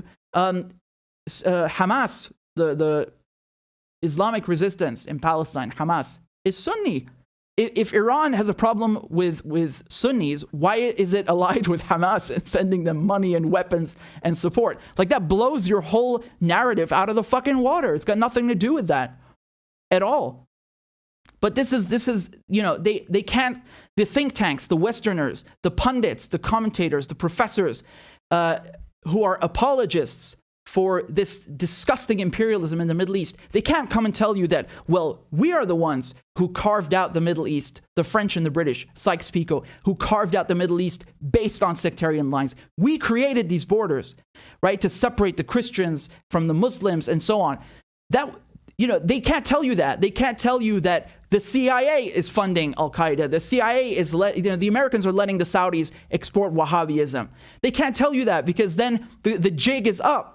Then they've revealed and exposed themselves. So they have to turn it into some, oh, it's a religious thing. It's not a fucking religious thing at all. At all. You know, this kind of discrimination, you don't have that, okay? In Syria, Christians are a minority. I've never once, not once, had someone say a rude thing to me or insult me or even, you know, say anything bad because I'm Christian. That doesn't happen. That's not a thing. You know, you have Christians, Sunnis, Shia, you name it, all living together peacefully. Again, that doesn't mean that the whole region is like that and there's nothing bad ever happening. No, but it's made worse by the West, and then they try to pin the entire conflict, the entire situation on, oh, it's religion. Bullshit. That's not true. That's completely untrue. You know, Iran has a large Jewish community, for example. Syria also had, you know, a large Jewish community, but, you know, Israel wanted to Israel always encourages Jews from everywhere to come there so they can increase the population and legitimize the occupation. But you have, you know, Iranian Jews, Iranian Christians, Iranian Muslims. You have Arab Christians, Arab Jews, Arab Muslims of all sorts and all kinds. And there's, I need to explain something. It's not tolerance. It's coexistence. You know, you're not tolerating someone else's religion like they're insufferable or they're an issue, they're a problem. It's coexistence. And you have that, and the West has always sought to fundamentally undermine that, because that's how you divide and conquer the easiest way. You exacerbate sectarian divides. You make them worse, and you fuel this kind of hatred, and then you end up creating things that weren't really there. But the issue with Saudi Arabia is a regional policeman for the U.S. It's actually what Iran used to be before the revolution, right? Once Iran had the revolution in '79. It's suddenly, you know, pushing all of these other countries and helping them to also oppose imperialism, right? Look at the resistance in Lebanon, Hezbollah, anti-Zionist, anti-imperialist group, Hamas, anti-Zionist, you know, it's part of the resistance. Look at Syria. Iran helped Syria fight Al-Qaeda, fight these Western moderate rebels. Iran is helping Venezuela. Is Venezuela Shia? Is Venezuela a Shia country? Can you tell me? Absolutely not. Why is Iran sticking its neck out to help Venezuela? Right? So again, this just blows the whole narrative out of the water. It's really such neo-colonial bullshit. Like, oh, it's you know, these savages fighting about religion. No, it's got nothing to do with that. Saudi Arabia is serving a regional policeman role for the U.S. You know, and it's a bully, just like Israel is. And Iran is doing the opposite. Iran is supporting anti-imperialist movements all over the world, not just in the Middle East or West Asia. So that's the underlying principle. Iran's revolution was getting rid of the Shah, getting rid of this US puppet who was siphoning off Iran's resources, and you know, basically the US #1 weapons customer and serving as you know, a regional pit bull. Iran is not that. Iran is an anti-imperialist country, and it supports others in their struggle because it's a principled stance, and it costs Iran a lot. It's not free. And Saudi Arabia, you know, that's what it is. It's responsible for a lot of these terrorist groups in Syria, you know, in Afghanistan, Pakistan. It's been allowed to export this brand of Wahhabism, and it's given a bad name to Islam. What, you know, enabled by the U.S. The U.S. has wanted this because they use these groups then to fight the Soviets in Afghanistan or fight the Bashar al-Assad government in Syria. And they get in bed with these awful types like ISIS and Al-Qaeda. And now, as we talked about earlier, this is again separate, but in Ukraine, you see how the CIA is backing neo-Nazis. It doesn't matter. Like they'll get in bed with anyone as long as it serves their geopolitical interests. So again, it's nothing to do with the religion. That's such garbage. That's like people who think that Palestinians and Israelis are fighting because of religion. What the fuck are you smoking? Palestinians, they're also Palestinian Jews and Palestinian Christians and Palestinian Muslims. It's nothing to do with religion at all. At all. It's about get out of my house, stop bulldozing my house and killing my children. You know, it's a movement for national liberation. That's what it's always been. It's always been about that. So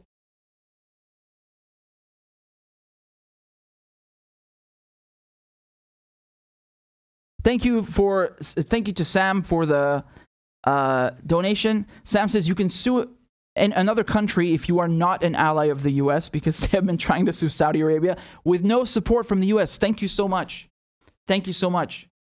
That is so important to highlight, because like we were saying, Saudi Arabia, 15 of the 19 hijackers on 9/11 were from Saudi Arabia. Do you think that the victims of 9/11, their families were able to sue Saudi Arabia? Oh, hell no. Oh, hell no. The US deaded that shit. The US made sure that didn't happen. Again, it tells you everything you need to know. Everything you need to know. It's nothing to do with 9/11. They know who did 9/11. They know it's the CIA, Al-Qaeda, Saudi Arabia. It's their buddies. They're not going to hold them accountable. No, let's make the poor people in Afghanistan suffer. Let's steal their money and pen it on them.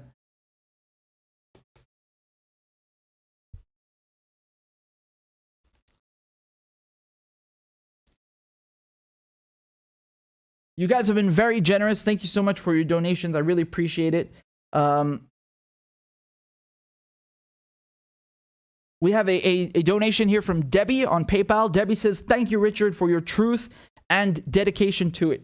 Thank you very much. I'm humbled by that, and I'm really grateful for your support. And we have another one here from... It actually doesn't say who sent it. That's weird. I don't know. Hold on. I'm going to refresh.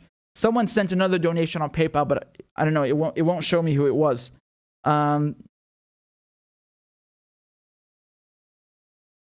Lucas. Thank you, Lucas. I appreciate that.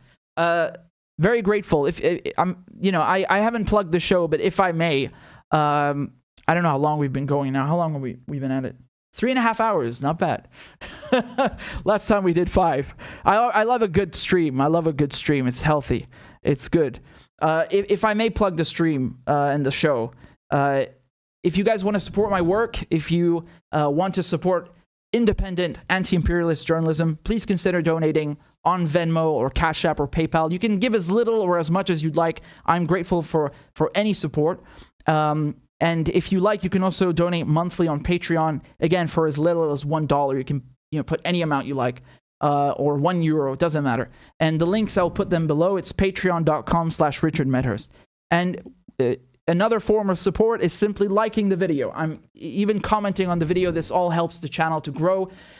Sharing the videos helps the channel to grow. We've done quite well. I think we went from like 2,000 to 43,000 in just a little over a year. It's not bad. I hope we can get to the 100K. And I'm so grateful for you guys. Even if you've just subscribed or you've been here from the start, thank you. I really appreciate it. And the newsletter is free. So if you want to have an email, you want to get a notification when I go live so you don't miss it, you can just sign up on the newsletter. It's free. I'll put the link below. And that's it, really. Again, I don't believe in paywalls. Everything I do is for free. It's if you are able to donate, if you would like, then I'm grateful. And I really appreciate it. Thank you.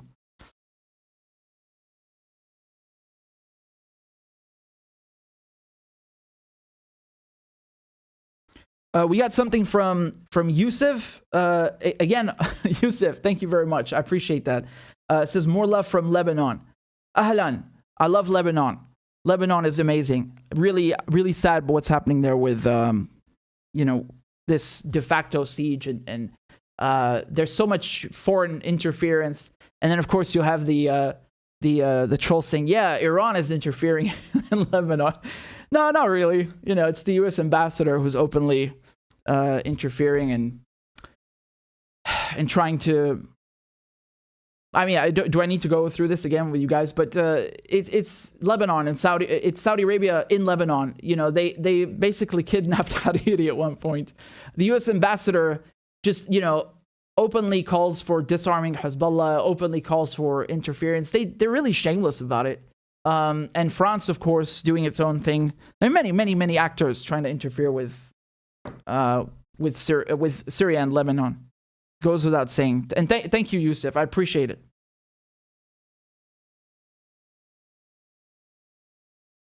So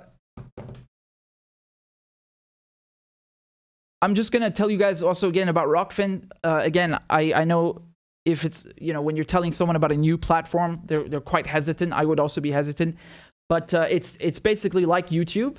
It's free. You just have to make an account, and then you can see the live stream and all the videos I upload. It's basically exactly what I'm doing on YouTube, but as a backup in case YouTube, you know, does something bad to the channel, God forbid. It's free, and the link is rokfin.com/RichardMedhurst, rockfin.com/RichardMedhurst. I'll put all the links below, and that's it. I'm done spamming you guys. So thank you again. I'm really grateful for your support. Any last questions before I go? Let me see what you guys are.